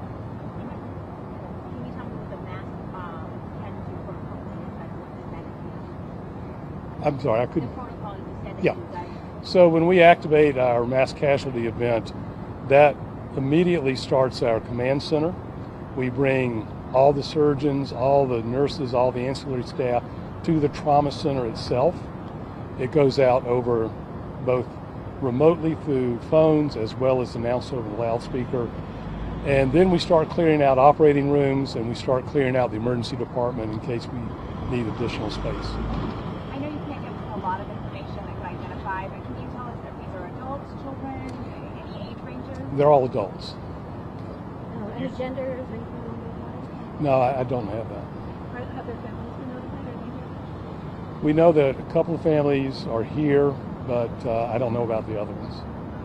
You said originally you were preparing for 12. Yes. The original call come in that there might be 12 coming? That's what we heard initially, but I think in any of these situations there's a lot of confusion, as you know. All right. Thanks, guys. Thanks, guys. Thank you. You guys updated. 3 critical, 1 in the ER. So the 4 people told us that 2 in the operating room.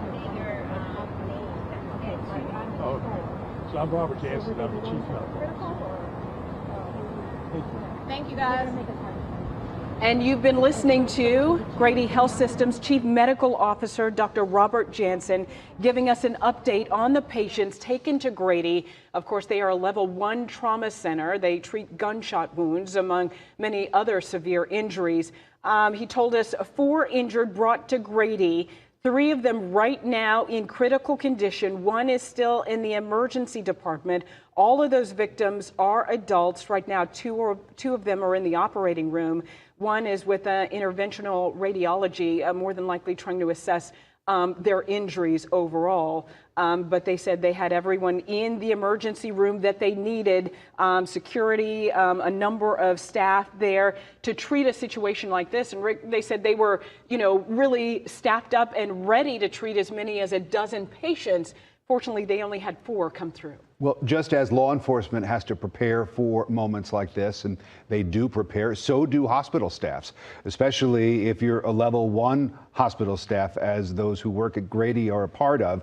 And now with the closure of Atlanta Medical Center, the only level 1 trauma center in the vicinity, but they put in their protocol is to immediately go into what they call a mass casualty event. And as you said, Tracy, they were anticipating up to 12 patients. They only received 4. Of course, 1 is too many, but they didn't receive the number of patients that they were anticipating, but they were prepared for that. All of the trauma surgeons and the staff that specialize in this kind of emergency medicine, emergency response, they were in place immediately within minutes, Dr. Jansen said. And we're taking a look now at live pictures, and you can see the SWAT teams that are still in that area, still a very, very active situation where a shooter has not yet been brought into custody, has not yet been apprehended. We see the police there maneuvering themselves within the perimeter. We've seen some movement here. That might be someone on a gurney being wheeled out. It is someone on a gurney, yes. Perhaps a patient. And we heard from some of the eyewitnesses that Patrick and Zach, our reporters there on the ground, were able to talk to, that they did see a number of people on gurneys, on hospital beds, being wheeled out of the building. Unclear if those patients were involved in this event or if they were just patients who happened to be at the medical center and they were being cleared out as a result of the active shooter situation. I have to imagine that those people who were injured, the 4 that Dr. Jansen just told us about, are still there inside the building. 2 of them, he said, are still in surgery right now.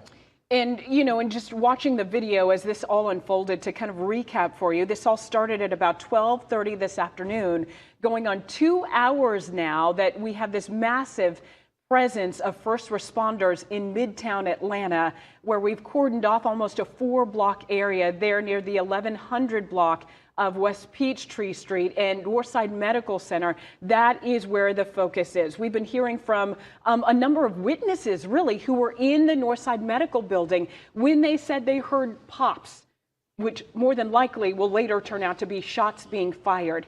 One witness that our own Zach Summers spoke to said, that he was on the 9th floor of the Northside Medical Center building, and they had heard that the shooter was on the 11th floor. And then all of a sudden, people were getting cleared out, doors were being locked. There was a flurry of activity. And this one man helped someone that he didn't even know walk down 9 flights of stairs to get to street level to get to safety. I believe we're going to hear more stories like that as the afternoon goes on, of people stepping up and stepping in and helping their fellow Atlantan. And it really is. How many times have you been to the doctor's office? You're sitting and waiting to be called back. The television is on. There's a newscast on, and you're just sitting there. This gentleman found out by watching that television newscast that there was a shooting taking place in the very building where he was. In fact, 2 floors above where he was sitting. Just a remarkable story that we heard from KJ Johnson, that gentleman that you mentioned, Tracy, who helped someone, a woman, leave that building and walk down 9 flights of stairs to get to safety. And we do want to show once again, this is still an active situation, though police have said that it has turned from an active situation to an active investigation right now. We understand they are looking for this man. He is described as a black male wearing a gray hoodie, black pants, brown shoes. Police want you to contact them if you see him. Do not approach him. Police say he is believed to be armed and dangerous. You see a number of images of him there, believed to be from Northside Medical Building. The first one there on the left, him in the elevator, no mask. You can see a little bit better image of his face. And then subsequently images, one appears to be him raising his arm with a gun, possibly firing shots. And the other images of him with the mask on his face. Again, black male, gray hoodie, black pants, brown shoes. Police are still looking for him. At this point, we do not believe police have him in custody yet. They have not told us that they have him in custody, so we are still looking for him there. Our very own Patrick Quinn, he's at street level right now, really assessing the scene. There are a number of people locked out of their offices, locked out of their homes, and really trying to figure out where to go. But Patrick, you've been on the ground since the very beginning. What are you seeing now? It's a really trying situation here, Tracy, still, and we're going to zoom in just a little bit. This ambulance that you're going to look at just about a block away, we just saw a woman on a gurney walked over with 2 professionals on either side. She was rolled into this ambulance. It's a Grady Health ambulance, and no doubt it will be coming this way, heading towards us on its way to Grady Health. It's still very much a trying scene. We have seen a lot of health professionals walk out of Northside Medical and that facility there over the last 10 or 15 minutes. They had been evacuating the building floor by floor, and I was able to talk with the nurse. She was a very traumatic scene with her as she was trying to relay all that happened with her. They were getting very little information on the inside, text messages from people. You can imagine the panic that they were going through. This building, in fact, my doctor's office is inside this building. There are different medical offices and specialists on each floor. So while we are hearing that potentially the shooting happened on the 11th floor, I've been talking with people who are on the 2nd, 3rd, the 9th floor, all of which just trying to cope with all the emotions of a very active situation. But again, we just saw a woman rolled out on a gurney, and she was placed into this Grady Health ambulance. At this point, according to Atlanta police, 1 person was shot and killed on scene. And then we just heard an update from Grady Health as they're still trying to get a better understanding of how many are injured and the status of those involved. Guys, back to you. Patrick, thank you. We do have a name that we can report now. This is according to the Atlanta Police Department. The name of the suspect in this case is Dion Patterson, with a date of birth of October 1998. He is considered to be 24 years old, considered armed and dangerous. Atlanta police saying, do not approach him If you see him, do not approach him. Again, Dion Patterson, 24 years old. Let's go to Tori Cooper. She is down on 12th Street with an eyewitness. Tori. Rick, I'm standing here with Eddie, and as you can see, we're right in front of this Atlanta Police Department SWAT vehicle, but Eddie witnessed some of this event as it was transpiring. I'm going to turn it over to Eddie so we can really just get his account, because he did share some video with us that we will get to later in the show. But let's paint this for our viewers, this chaotic scene at Northside Hospital. You were there. Talk us through what you saw. All right, so we were at work, and there was cop cars everywhere. And our boss told us that there was an active shooter. So he was like, hey, either you get out of the building or you go inside and you get stuck inside. So we ran out and we went into the parking garage. And as we were in the parking garage, the SWAT team ran in and they asked me for my ID, pulled a gun on me, asked me for my ID. And then they described the shooter and whatnot, and then took me out of my car and then led us down the sidewalk into another building adjacent. And in there, when I was in there, was nurses in there, and they were crying, talking about they witnessed the event and whatnot. And after that, I just left. Yeah, and so we're going to walk you through a little bit more of that, because you said earlier to me that they pulled you aside because they thought you were the suspect. Right, yeah, they said I was dressed like the suspect, so I guess he was wearing, even when I saw on TV, he was wearing a black hoodie, and I guess he looked just like me with a mask. So at first they thought it was me. And that's why they pulled me out of the car. Okay, and then that is something very traumatic for anyone. You were working construction inside of the park, right by Northside Hospital, and that's why you were pretty much next to the building, in the building, and that's why you were able to get that video. Can you talk us through what the emotion in the room when police were talking with the nurses and trying to calm them down? It was actually really sad. All the nurses were crying, and they said it actually happened at the Northside Hospital parking deck, and that's the one I was actually in. So they said he was in there while I was in there. So, I mean, that was kind of scary after the fact. And so to see this happen in your very community, this is something that you see on the news all the time, but to be a part of it in a way where police think you are the suspect, talk about that. Yeah, it was actually pretty surreal. I mean, never thought it would ever happen to me, but I mean, it was pretty surreal. So it was scary. And this is your community that you live in every day, and did you ever think you'd be a part of anything like this? Never in a million years thought it would ever happen here. All right. Well, thank you, Eddie. We really appreciate it. And again, we're going to be getting that video to you that Eddie shot himself during these moments. It shows the nurses in front of police, and the staff, as you could tell, was very, very emotional based off what Eddie told us. And we'll let you get that video, and as soon as we do, we'll share it with you right here on Atlanta News First. We'll send it back to you.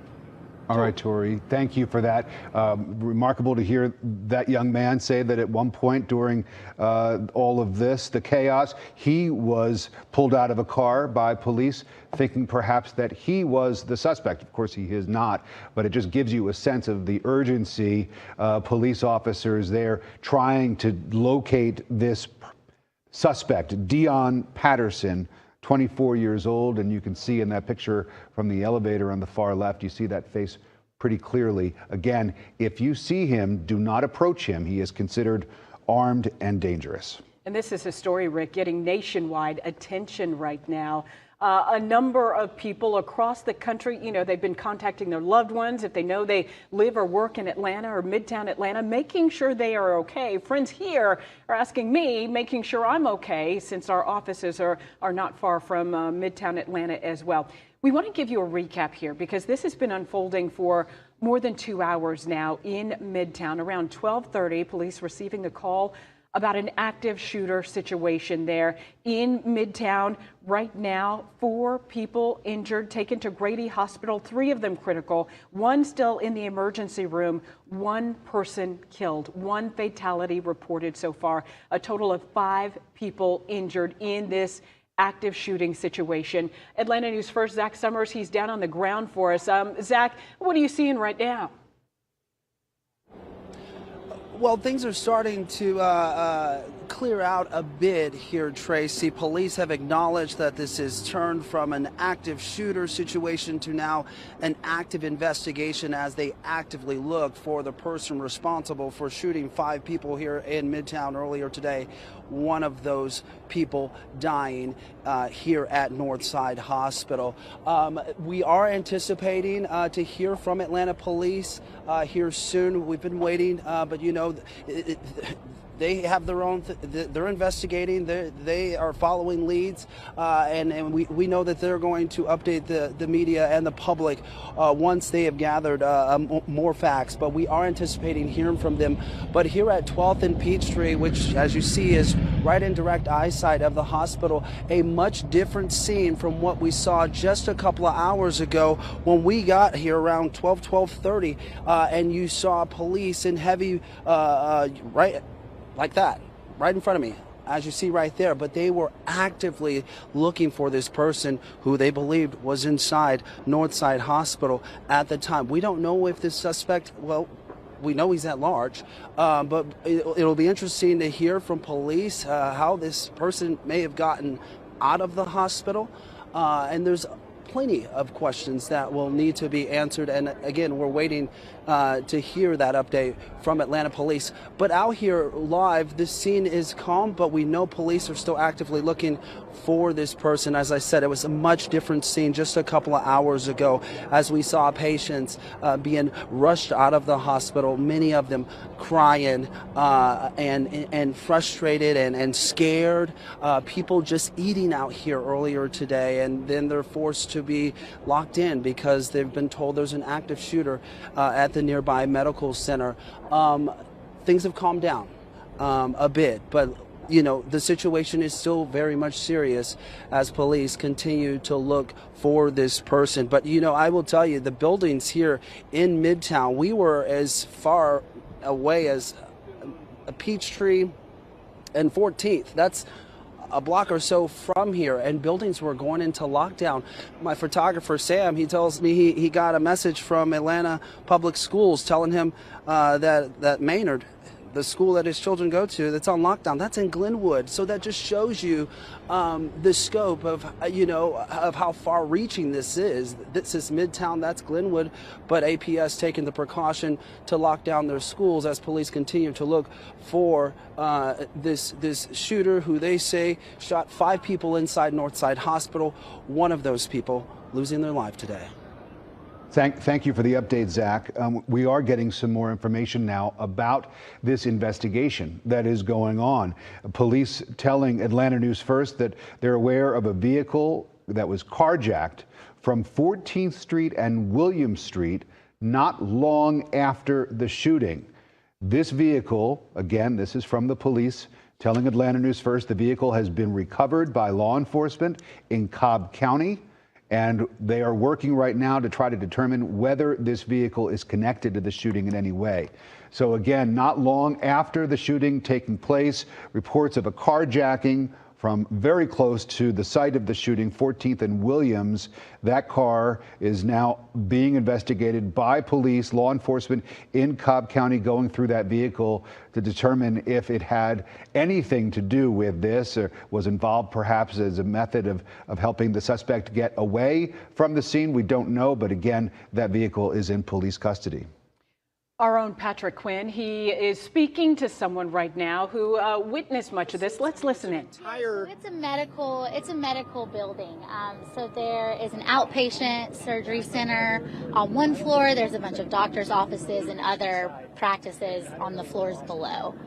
And do you which floor do you work on? And from your understanding, how close was that to where some of the action was? So I'm not sure exactly. I think it was the 11th floor he was on, and I'm usually the floor above that, which is where they do some of the operations there, just very small, minor surgeries, nothing major. You're a driver medical equipment rep? Yes, I'm a device rep. So I was just coming to check one of their machines actually today. I wasn't supposed to be here today, but just coming in to check something. What's her name? Cassidy Hale. What's her last name? H-A-L-E. Cassidy Hale. So Cassidy, again, you're a medical rep, so you were going into that office where Yeah. that shooting happened. Yeah, absolutely. So it was pretty strange. When she told me, she was like, "We're under whatever the code is," and she was like, "Are you aware of what that is?" And I didn't know. She was like, "There's an active shooter. Go back, get in your car, and just stay there." So got back in my car, stayed there, and they kind of were scaling the whole garage and checking each car, and they were like, "Come with us," and I was ushered out. Have you heard? I mean, do you know any of the victims? Or I don't. I'd asked a few people, and no one really. Everybody on the outside kind of knew more than us. They weren't really feeding us anything. So how do you? I mean, put this into words. I mean, you're just doing your job. Mm-hmm. It's a random Wednesday. And yeah. Literally, I mean. Yeah, I mean it's really crazy. Living in Atlanta, we definitely hear of things like this happening all the time. It's when I pulled into the garage, I saw the fire trucks and everything on the other entrance side and thought nothing of it. I was like, I bet something's going on. And when I got to the elevator and it wouldn't let me buzz in, I was like, there must be like a fire drill or something happening. It didn't even cross my mind. From talking with coworkers, panic? What was the scene like just going up and Yeah. down? I think everybody was just really in shock. I think everyone's trying to process what's going on. And like I said, I wasn't in the building, so I can't speak for them, and I can't imagine what they're, going through emotionally. But it was definitely a little chaotic. And how long were you hunkered down in your car before they gave you the all clear? it was probably about 15-ish minutes. And then when they came, it was me and another guy were in the garage together, and they ushered us out, and then we went across the street. In your car or standing outside? I was so I had originally parked, got out, was going into the building, and the elevator's not working. I was like, that's weird. And then they told me to whoever I called told me to get back in my car. Have you taken a breath and realized what happened? Yeah. What's the emotion like? It's really surreal. Like I said, I feel like you hear about this all the time, and it doesn't, cross your mind that, you could be in this situation. It's really part of what really makes wild. it so surreal is it's at a medical facility. Mm-hmm. You said you didn't know the code the language they were giving right. you. But what does this potentially say? I mean, we're still trying to discover really what happened. They're looking for the shooter. The climate that we're in right now, the fact that there are codes that you do or do not know, I mean, what does that say just to you? Yeah, well, that's pretty standard for device reps. We don't know all the coding that they use in these facilities, and some places are different. But I think communication was there. She was like, this is the code, this is what you need to do, get in your car, stay there. And it was fair enough from there. And did you have any colleagues inside, and what have they been telling you? I didn't. I work with a lot of the people in the operating room up there, but none of my direct colleagues. Yeah. What do you think you're going to feel like the next time you need to call on this surgery center? It'll definitely be really shocking and an intense feeling, I think, but you just got to keep trucking along. People need you in there. So. Sorry, did you say what kind of office that is? I mean, it's a doctor's office. But All right, we have been listening. We have been listening to an eyewitness. This is. A couple OBGYNs.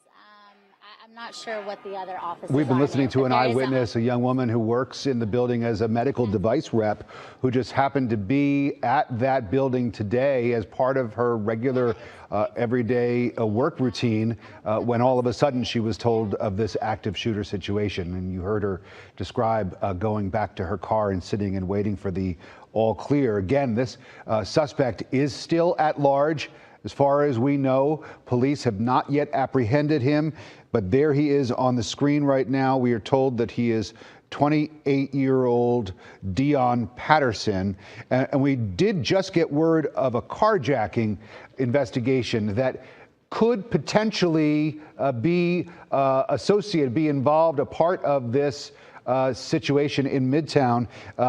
Again, police telling us of a vehicle that was carjacked from 14th and Williams Street not long after the shooting, and that vehicle has been recovered. It is now in police custody. Law enforcement have it in Cobb County. Again, we're still waiting to determine, police are waiting to determine if, in fact, that vehicle had anything to do with this shooting. And there is another picture, a more clear picture of Dion Patterson The suspect who has been named in this shooting, who is still at large. We're told that he has a date of birth of 1998, which makes him about 24 years old. Again, he is still at large, considered armed and dangerous. Police saying if you come in contact with him, if you see this man, you are asked to stay away. Again, let's check in with Tori Cooper. She is live on the scene now. And Tori, you've been talking to eyewitnesses, and I understand you've gotten your hands on some new video that you can show us. So, Rick, as you know, we live in a digital age, and sometimes getting video back to you guys is tough. So that's why I'm going to show it to you right now on my phone. Viewers can peek up, look at your screen. This is from an eyewitness who shared this account with us. This is video that I'm going to let play out now. Let me get a little closer. Let's see if we can get a little closer there. Joe, you got it? Yep. We got it? Okay, we're going to play this out. And what you're going to see is SWAT officers storming into the building as this was happening. The witness that we spoke to says that these are the moments as this was transpiring. He was inside of the parking deck. And then now I'm going to scroll to another video because this video really caught our attention. Can you see this? You can see this? Okay. So what you will see in this video is a police officer debriefing the nurses inside the room, and he's telling them that they are going floor by floor looking for the suspect in question. And on top of that, additionally, he talks about if any of you were on the 11th floor, I need you to step on the left-hand side of the room. If you were not on the 11th floor, I need you to go on the other side of the room. And that's because I just checked in with the witness who gave me this video, who was in the room with the nurses. He says the reason he was having these nurses move to either side of the room was because the 11th floor is where they believe he was running around in the parking deck. So now I'm going to zoom in because this is some other video that we got. And this is video of people evacuating the hospital that the witness was able to obtain. I'm going to zoom back. I'm going to go rewind a little bit really quick just so you guys can see that. It's a little dark on my phone, but hold on. Here we go. Can you see that, Joe? Okay, hold on. Here we go. You'll see people filing out. Well, there's at least 5 or 6 people that were filing out of the hospital in this video. But again, I'm going to paint this picture for you because what he had said to us, you can zoom back out now, just to bring you to the scene now of what you're seeing. This is very much an active scene. We have a SWAT car right here from the Atlanta Police Department. I spoke to a witness who had talked about the fact that police pulled him aside, but now you were able to see some video of police really trying to keep the nurses calm. The witness that I spoke to had said that the nurses were crying. They were very emotional, as you can imagine, and now we're learning some more information from this video because now we're told that police were at one time searching the 11th floor of the Northside parking deck of the Northside Hospital. So now what I'm going to do is we are hearing that there is someone that may be able to communicate with us from inside the building. So I'm going to be calling that person. If I hear anything that is worthy of sharing, we'll see if she is able to get to safety. We'll share it with you right here on Atlanta News First. Back to you. Tori Cooper, excellent. Thank you very much for that and those pictures, that video telling the story of the police response, which we understand was very swift. We can now tell you that the shelter in place in Midtown has been lifted. The shelter in place has been lifted. We do not have any additional update on the status of the suspect. We know that that police have been searching for him. Dion Patterson is his name, and we're getting a clearer idea of who this man is. There is a $10,000 reward, we're being told now, for information leading to the apprehension of Dion Patterson. So clear that he has not yet been apprehended, although police evidently feeling comfortable enough to lift the shelter in place in Midtown. So we have to learn why they would do that if in fact the suspect is still at large. Perhaps they are aware of the fact that he has moved to a different location and is no longer in this area. That's speculation at this point. We do not know. But video that we just watched and listened to from Tori Cooper confirming what we had heard from one of the eyewitnesses that we spoke with earlier in the hour, saying that he was on the 9th floor when he heard the sounds of popping about 2 floors above him on the 11th floor. He described it as a few popping sounds, and that is when the waiting area that he was waiting in for a loved one who was undergoing a procedure at the time, they asked everyone to clear, and he was able to help an elderly woman get down a flight of stairs to get her to safety. Again, we're going to be hearing a lot of stories over the next several hours about people coming to help and aid their fellow Atlantans, and that's what people do in situations like this. That's what Atlantans do in situations like this. The update on the casualties: 1 dead at the scene, 4 others injured and brought to Grady Hospital. We heard from the chief medical officer at Grady, Dr. Robert Jansen, that 3 of those who were injured are in critical condition. 2 of them are in surgery right now. Again, we are waiting for an update on the status of the search for the suspect in this case, but we are told that the shelter-in-place order in Midtown has been lifted. So that is some promising news. Don't know how quickly things are going to get back to normal, though. Probably a smart idea to stay away from the area if you can.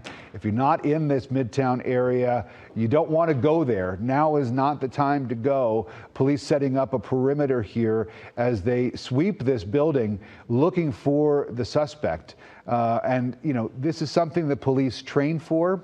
In fact, the training facility that is under construction right now, this is a facility that is being constructed specifically to train law enforcement for situations like this, where they recreate urban landscapes and areas, giving police an opportunity to train and be prepared for an event like this when it takes place.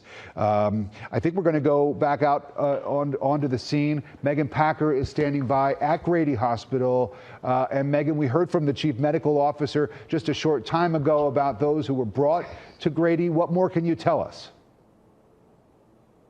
And Rick, we learned that there are 4 patients here at Grady being treated, 3 of them in critical condition. I'll show you what it looks like right now outside of the ER. It is quiet out here right now. We are not seeing a law enforcement presence. We do know, though, from that chief medical officer at Grady that there are family members inside with at least some of these injured patients. Dr. Robert Jansen tells us, again, 3 people are in critical condition. 2 of them are in the operating room. A 3rd is in interventional radiology, so likely getting checked out right now, looking for any injuries internally with that. A 4th person still in the emergency room here. But just like police prepare for something like this, this hospital prepares for something like this. Dr. Jansen says within minutes they went into all hands on deck mode. They had multiple trauma surgeons, multiple staff, all going to the same area. 1 person is stable, we understand right now at this point as well. That is just coming into us. But they put an all hands on deck situation here. They cleared out anybody that did not need immediate treatment.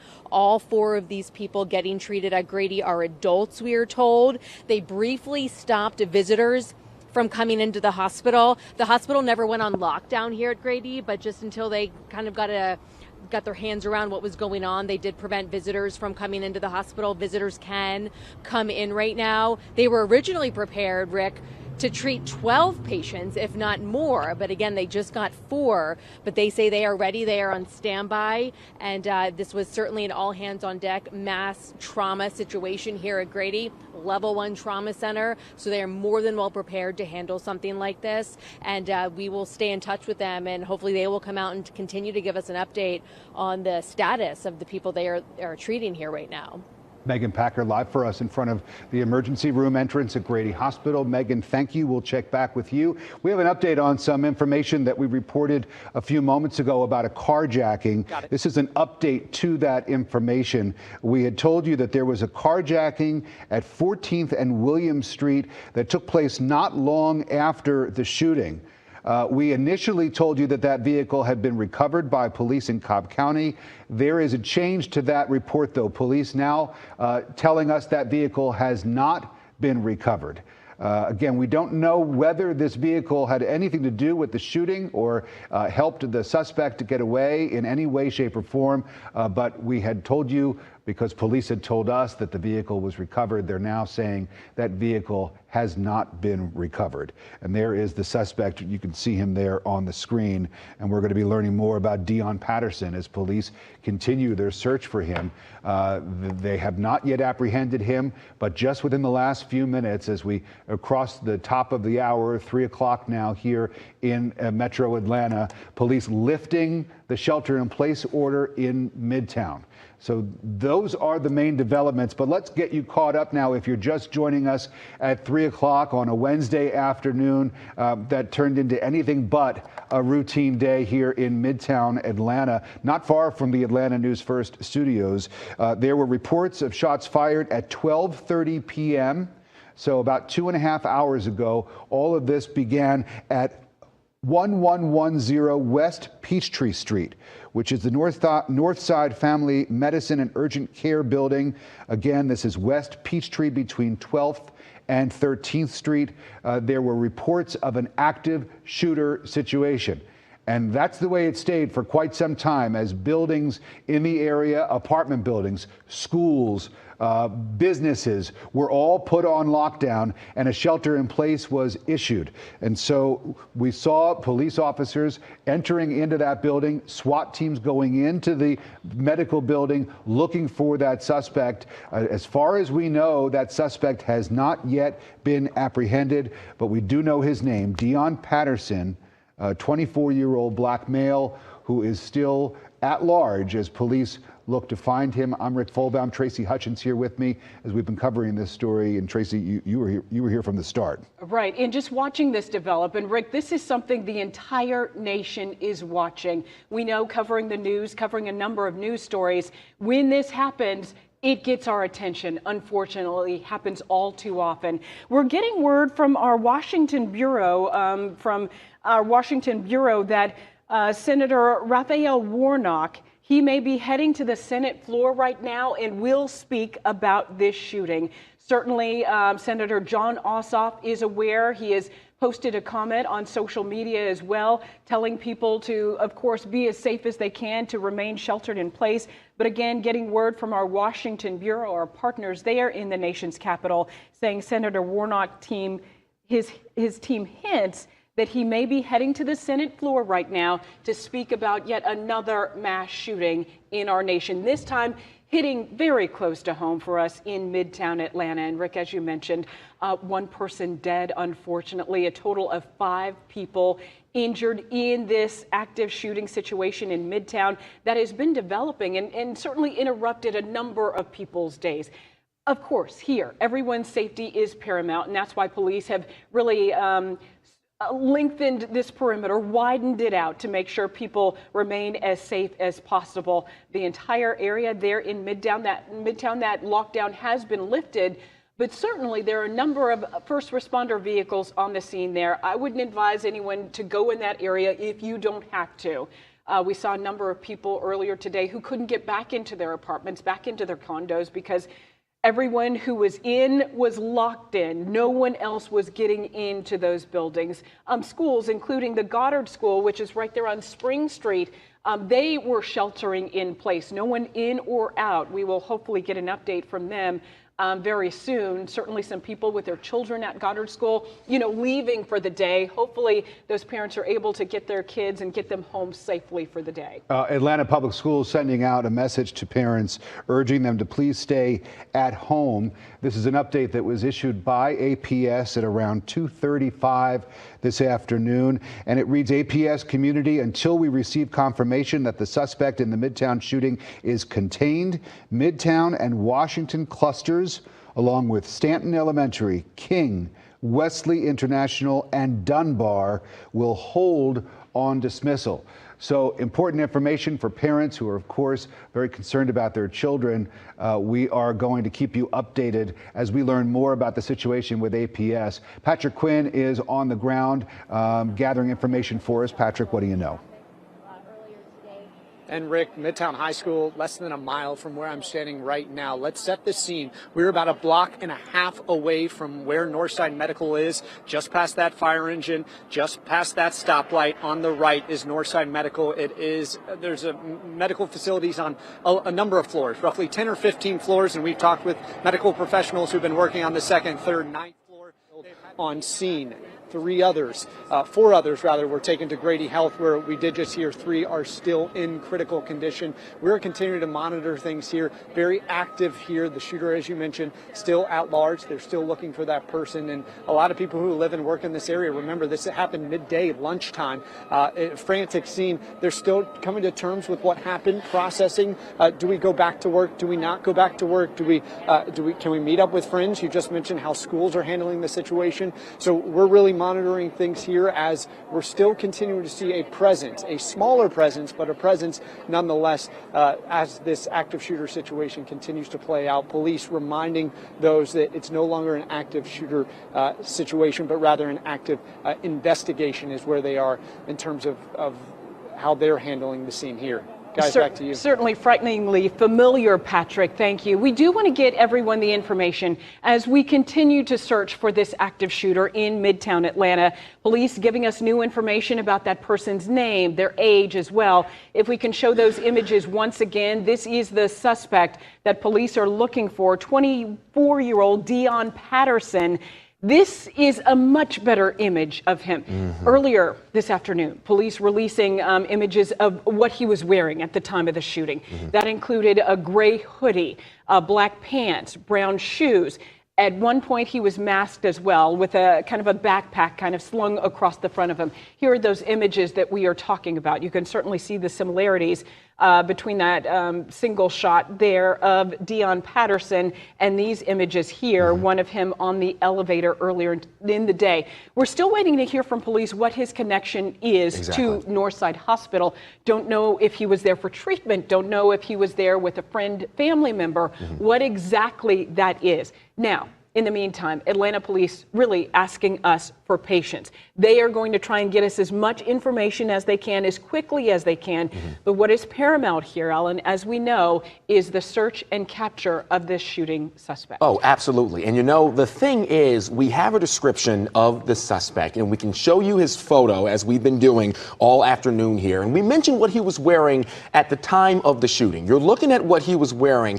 Tracy, there's a chance he could have changed clothes. He could have changed his appearance in any way. So when we show you that man's face, that is what you guys need to keep your eyes on. Don't tie so deeply into the gray hoodie or the face mask. This is a man who is attempting to avoid police, avoid us recognizing him. So keep that in mind as you go on about your day here in Atlanta, here in Midtown, or any of these surrounding cities or counties. That is what is important. This man could be anywhere at this point. Now, I want to go from anywhere to right at the scene right now. Zach Summers, Atlanta News First Zach Summers, who's been covering this since we first got word of this shooting hours ago, is there right by the scene. So, Zach, we've been seeing a little bit of progress through this evening as police continue to slowly make their activities smaller in that area. What can you tell us right now as this investigation now moves forward?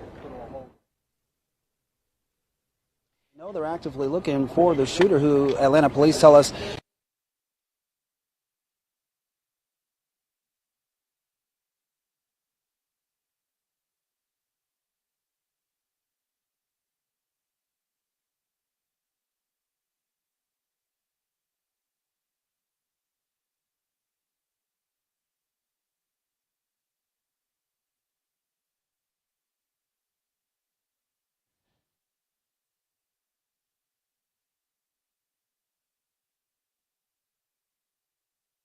That is what is important. This man could be anywhere at this point. Now, I want to go from anywhere to right at the scene right now. Zach Summers, Atlanta News First Zach Summers, who's been covering this since we first got word of this shooting hours ago, is there right by the scene. So, Zach, we've been seeing a little bit of progress through this evening as police continue to slowly make their activities smaller in that area. What can you tell us right now as this investigation now moves forward? They're actively looking for the shooter, who Atlanta police tell us is no longer in this area. And, you know, just take a look at the scene, and that is very indicative of just how light the police presence is out here and how things have calmed down a bit. But investigators still on scene. I mean, there's a whole investigation that's going to have to take place inside Northside Medical as they piece together, you know, a timeline, a motive, and as they continue to actively look for this shooter. You know, we had an opportunity to talk to several people who were either in the area, but we got a chance to talk to people inside the medical center itself as this shooting was unfolding, or immediately after. These were patients who were inside. A lot of them were crying. A lot of them were angry. A lot of them, as you can imagine, were frightened because they were being told to leave because there was an active shooter inside.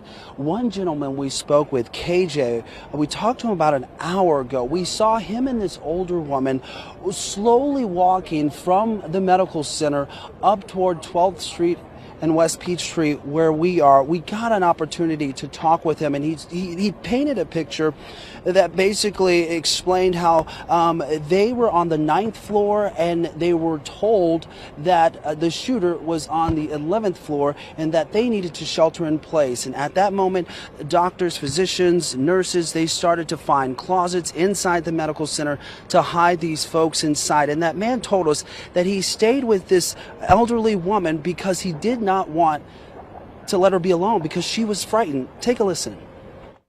They were nervous. She can't walk. She's in there with an MRI, and they shut down the elevators. So we were on the 9th floor. We had to walk down 9 flights of stairs, and she was walking with a cane, so we wasn't going to let her walk down the stairs by herself. Yeah, so just everyday people seeing the fear in other people and deciding to be kind and to be present.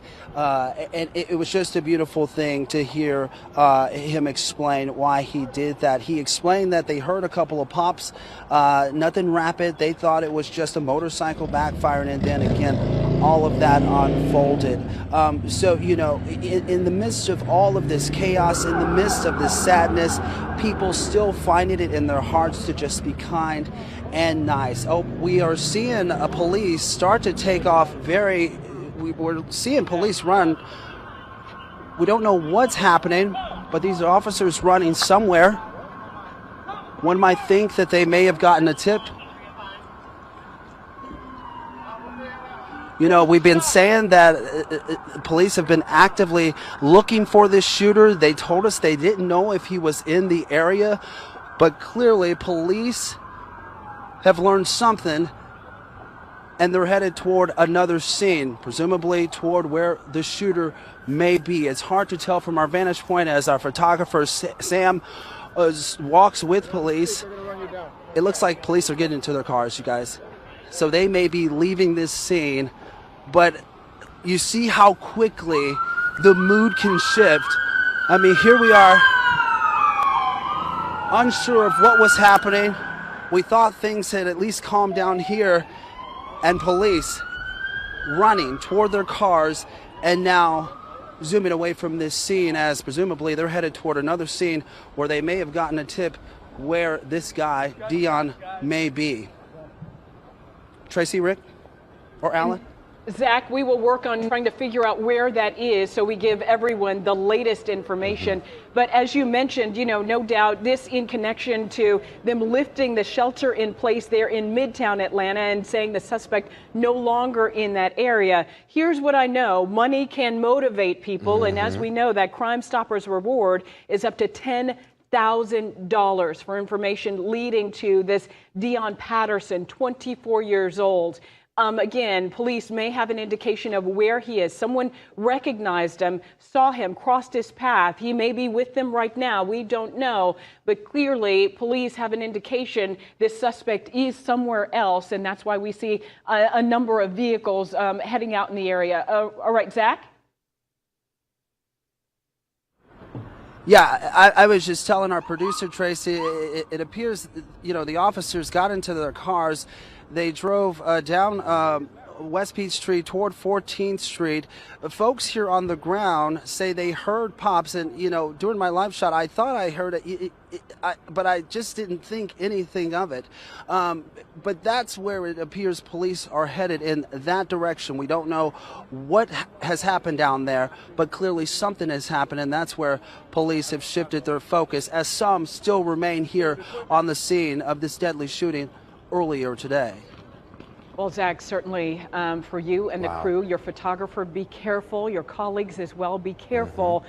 Because again, the suspect's still not in custody. This Dion Patterson, 24 years old, still waiting to learn, Alan, what the connection is and the motivation behind the shooting. Absolutely. And right now, like you said, no motive. We do not know why this gentleman entered that hospital. We don't know if he was scheduled to be there or not that day. We don't know why he decided to bring that handgun into the hospital and open fire in the manner that he did, killing at least one person, as we know at this time. And what we just saw there from Zach Summers' perspective is just, as he said, how quickly things can change in a situation like this, how volatile this entire scenario has been from the jump. Now, we don't know why police officers sped away the way they did. At first, we saw those motorcycles speeding away. They cut their lights on and their sirens, and they raced right down Peachtree right there. We watched it live. In that moment, Zach realized it was happening. Our photographer showed it happening, but it wasn't until those other officers on foot with the AR-15s, with those rifles, sprinted back to their cruisers, got into their cars, and did the exact same thing. And what we're seeing right here is more, this is a live image, by the way, more officers continuing to mobilize. And it is a little bit of a juxtaposition of what we had been seeing for about the past hour, ever since we've been talking to, Zach Summers, Patrick Quinn, Tori Cooper. They're on the scene, which has been a calming of that area. They lifted that lockdown, which would lead you to believe that they have the situation in some way controlled, but then something sporadic happens right there in that moment, and they're right back into action, responding. Now, what we're looking at here is Tori Cooper's image live. I believe we're going to be able to jump into her on the scene right now live. And maybe, Tori, can you hear me? Are you able to give us a little bit of an update of what you're seeing, where you are, what's happening? I'm hoping she can hear me right now. Tori, are you there? Okay, all right. All right, so Alan, right now this is actually a member of the fire department who is going past this scene. This has been very chaotic. The SWAT team members just came and got the vehicle. We saw at least 6 SWAT officers surrounding this area, and they now seem to move down the street. I tried to get some information from them. They said, look, we're just taking orders right now. I'm following the fire department's orders right now, that guy that just drove off. But I want to take you back because right now, just a few seconds ago, you guys heard from Zach. There were some police officers rushing on foot and by car. We saw them drive by, and you can see another SWAT officer right down there. I don't know if you could show that, Joe, over there, but there's a SWAT officer walking up the street with his gun in hand. And this is something that is, they are really locking down this area. They won't let us anywhere near Peachtree Street at all. But I do want to just continue to bring light to what's going on down here. We did speak to a witness, and now we're finally able to get this video to you, and we're able to talk you through it. So I'm going to toss to that video now. I'm going to describe what you're seeing. So if you're looking at that video right now, peek up, you're going to be able to see a number of SWAT officers storming through the Northside Hospital, and a witness gave us this video. He says that he was in his car at the time, and he was leaving by that point, but he did tell us that police pulled him aside because they thought he was the suspect, and they ID'd him and they pulled guns on him, according to the witness that I spoke to. Now, the video is going to continue to play out, and you're also going to see them evacuating a number of people from the building. I was told that this was staff members as well as patients who were at the hospital as well, and we were able to get some other video that you may not see here, but we were able to see police officers debriefing the nurses. As you heard from Zach Summers, now the reporters on the ground, all of us are trying to gather this information for people who were inside, because now I can connect the dots. Zach had someone he was talking to about that was on the 9th floor, and in the video that we were able to obtain, we were able to find out that police officers believed that The suspect was on the 11th floor, and they were asking all of the nurses that were on the 11th floor at the time to go to the left-hand side of the room. And if you were not on the 11th floor at that time, they wanted you to go to the right-hand side of the room. And you can understand, because this is an investigation, they have to start questioning people to try to get any type of information that will help track down the person, or any witness account that will help connect where this person may have been, what they looked like. And we were able to get that picture of him. We should show that picture right now so that you can get a better idea of maybe some information that the nurses were sharing with police that helped them get this picture to the media as soon as possible. And outside right now, it's really a tight situation. It's really hard to get over there. I've been trying to see if we can pull aside some of these nurses that I have been seeing walking up and down. And again, another SWAT car just pulled up. Let's zoom in and show them that, because you can just see they're really starting to focus their energy down the street. And it looks like we may have to move our shot at this point, because that is where it's going to be the best vantage point for you to be able to see. But that's the very latest on the ground right here. They don't want our cameras over there, but there are people dressed in scrubs. You can see some more doctors right there, right behind the SWAT car right there. So we have seen a number of people in blue scrubs, doctors, nurses, walking up and down Peachtree Street. You can imagine this has been very difficult for them. This is not what they expected to show up to when they went to work today. I also spoke to a patient on the phone that our news director helped connect me with. She was on the 8th floor, and she says that she was held up there for a number of hours because of what was going on, and she did make it home, but she says that she was just there for a checkup, and she can't believe that this is happening at a hospital, that this is where people who are vulnerable are going in our community, and for someone to take advantage of that and to go inside and do that was heartbreaking for her. And so we're going to do everything we can to gather some more information from this scene. I imagine some residents in this apartment complex right here are really going to have some spectacular video for us to see when all of this continues to transpire. But we're going to make sure that we share the very latest with you right here on the ground. Back to you guys. Tori, I want to keep you here with us for a second, if you can still hear me. West Peachtree is one of the veins of our city, one of the main arteries of Midtown Atlanta.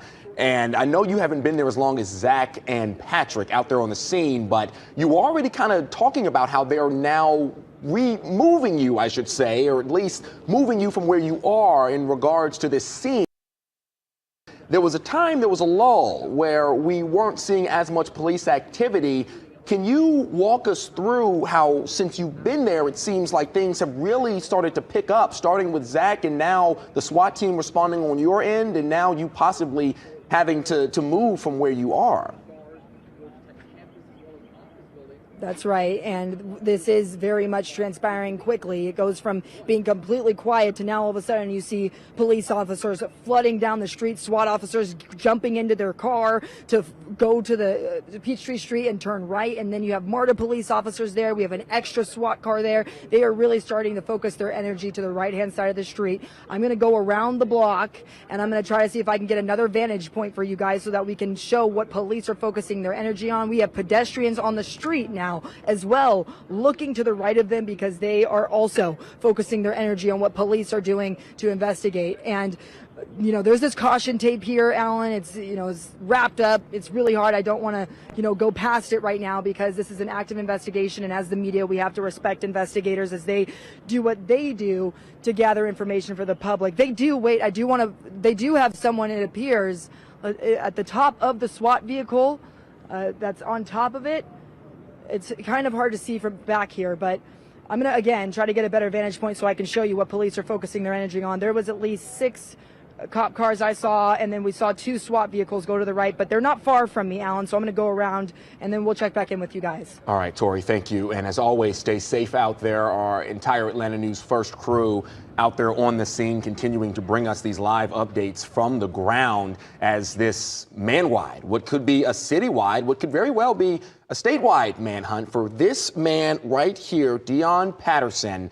It continues to roll on here as we reach 3:24 this Wednesday evening. And Tracy, we continue to preach this, and I don't think we can say it enough, that while this scene right here remains active and they've got their caution tape up really in people's minds, everywhere should be an active scene at this time because we simply do not know where this man is. No, we don't. And actually, just getting word right now, Alan, that police will brief the media shortly.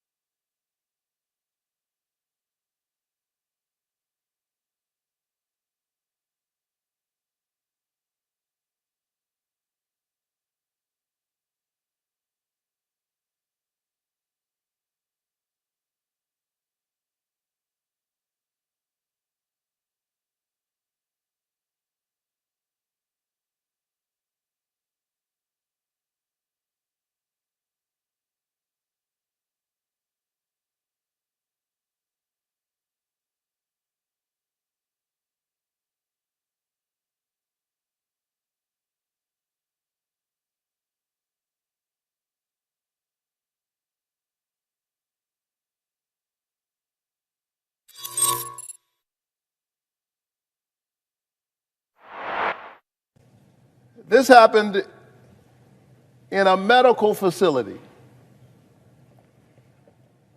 where people are trying to find healing.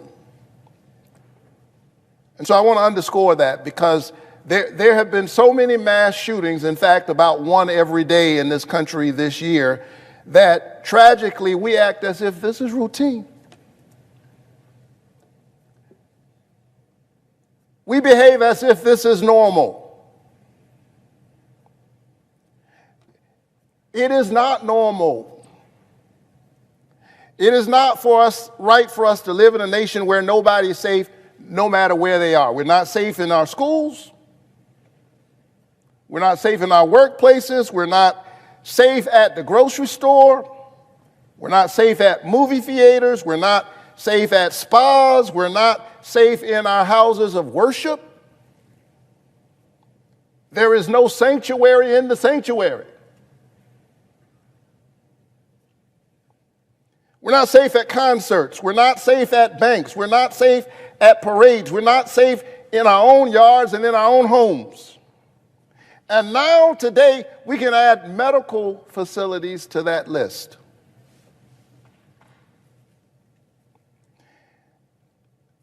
And still, we have done so very little in this building to respond. And in the American political square at large. And I think there's an unspoken assumption. I think that the unspoken assumption is that this can't happen to me. This won't happen to me. It won't happen to people that I love. But with a mass shooting every day, the truth is the chances are great.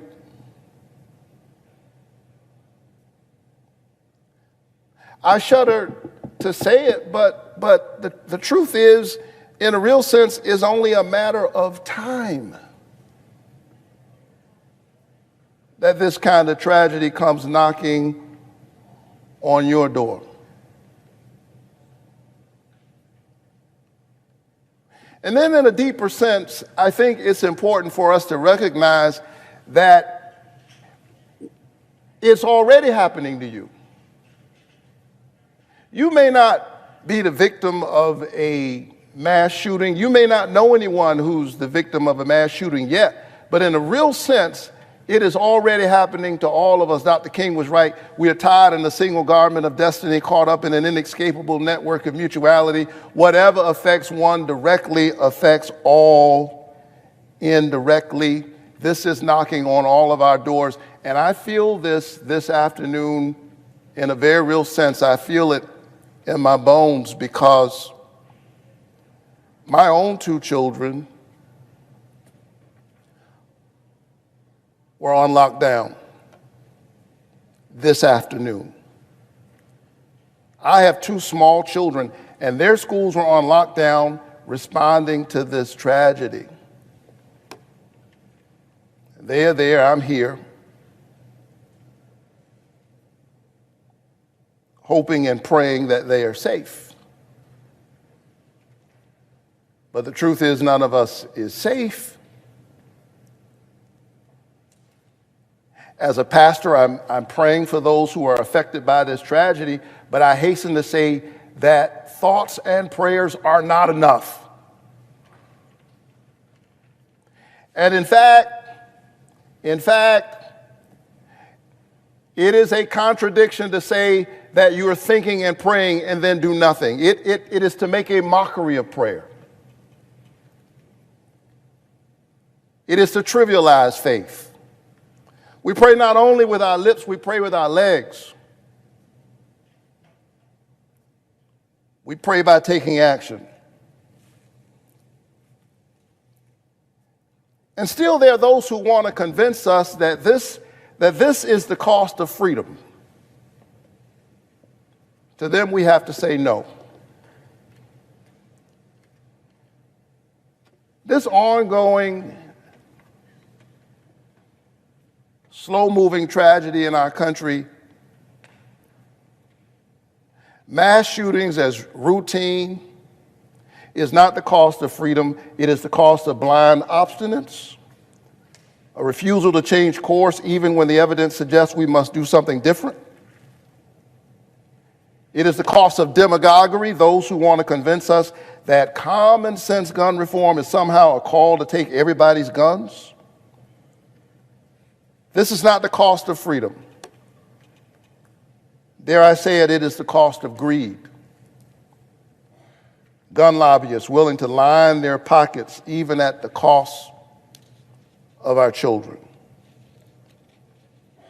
And so we must act. I'm proud of the fact that we did, after 30 years, pass some gun safety legislation here last Congress. It was a significant piece of legislation, but obviously it's not enough. 87% or more of Americans believe that we ought to have universal background checks, and still we can't get it. Think about that. In a country where everybody says we're divided, and there are deep divisions to be sure. There's disagreement on this issue to be sure. But in a country where there is 87% agreement on something, there's no movement on it in Congress. Which means that that's a problem with our democracy. The people's voices have been squeezed out of their democracy, and there's a growing chasm between what the people actually want and what they can get from their government. And we saw it in a stark and ugly way a few weeks ago when we had two brave young legislators stand up in Tennessee, three in fact. And the same legislature that refused to do anything on gun violence came down on them with all of their might and expelled them from the legislature. We have to stand up against these anti-democratic forces at work in our country. And we have to give the people their voices back. And if we refuse to act while our children are dying, and in a moment when no one is safe, then shame on us. Shame on us if we allow this to happen and we do absolutely nothing.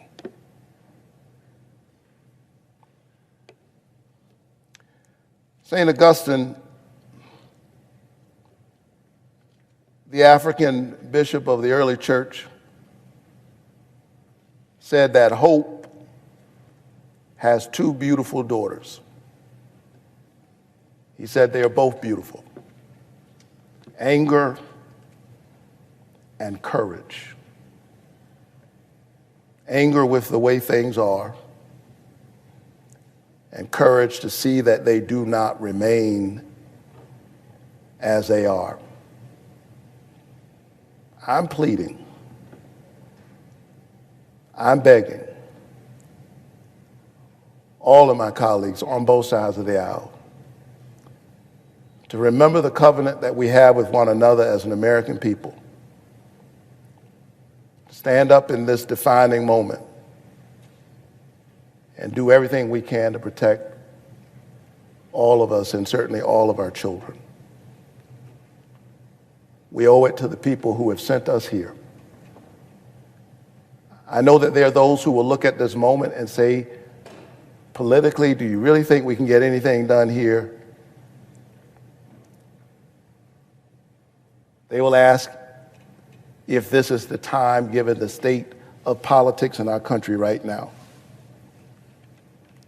I respond with the words of Dr. King, who said that the time is always right to do what is right, and that time is right now. Madam President, I yield the floor.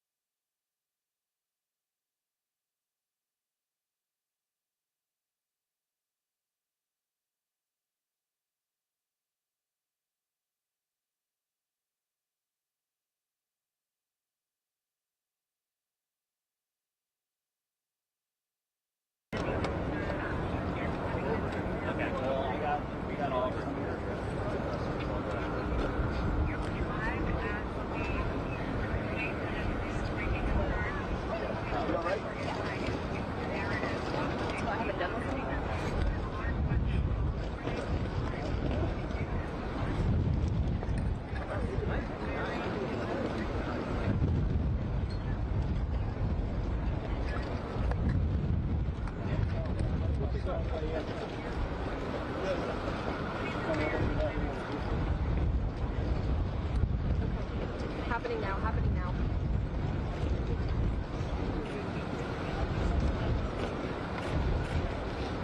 Mayor, can you get closer to the microphone? Thank you. All right, good afternoon. We are here, as you know, at the scene of a deadly situation. I'm thankful for Atlanta Police Department and other law enforcement agencies for their engagement on this situation. I've spoken to the governor, to our congressional delegation of senators and congresspeople, as well as my office has been in touch with the White House. And as soon as possible, I'll be in touch with the families of the victims that are here. As you know, 1 is deceased and 4 are fighting for their lives at Grady Hospital, and we're prayerful that they pull through. And as soon as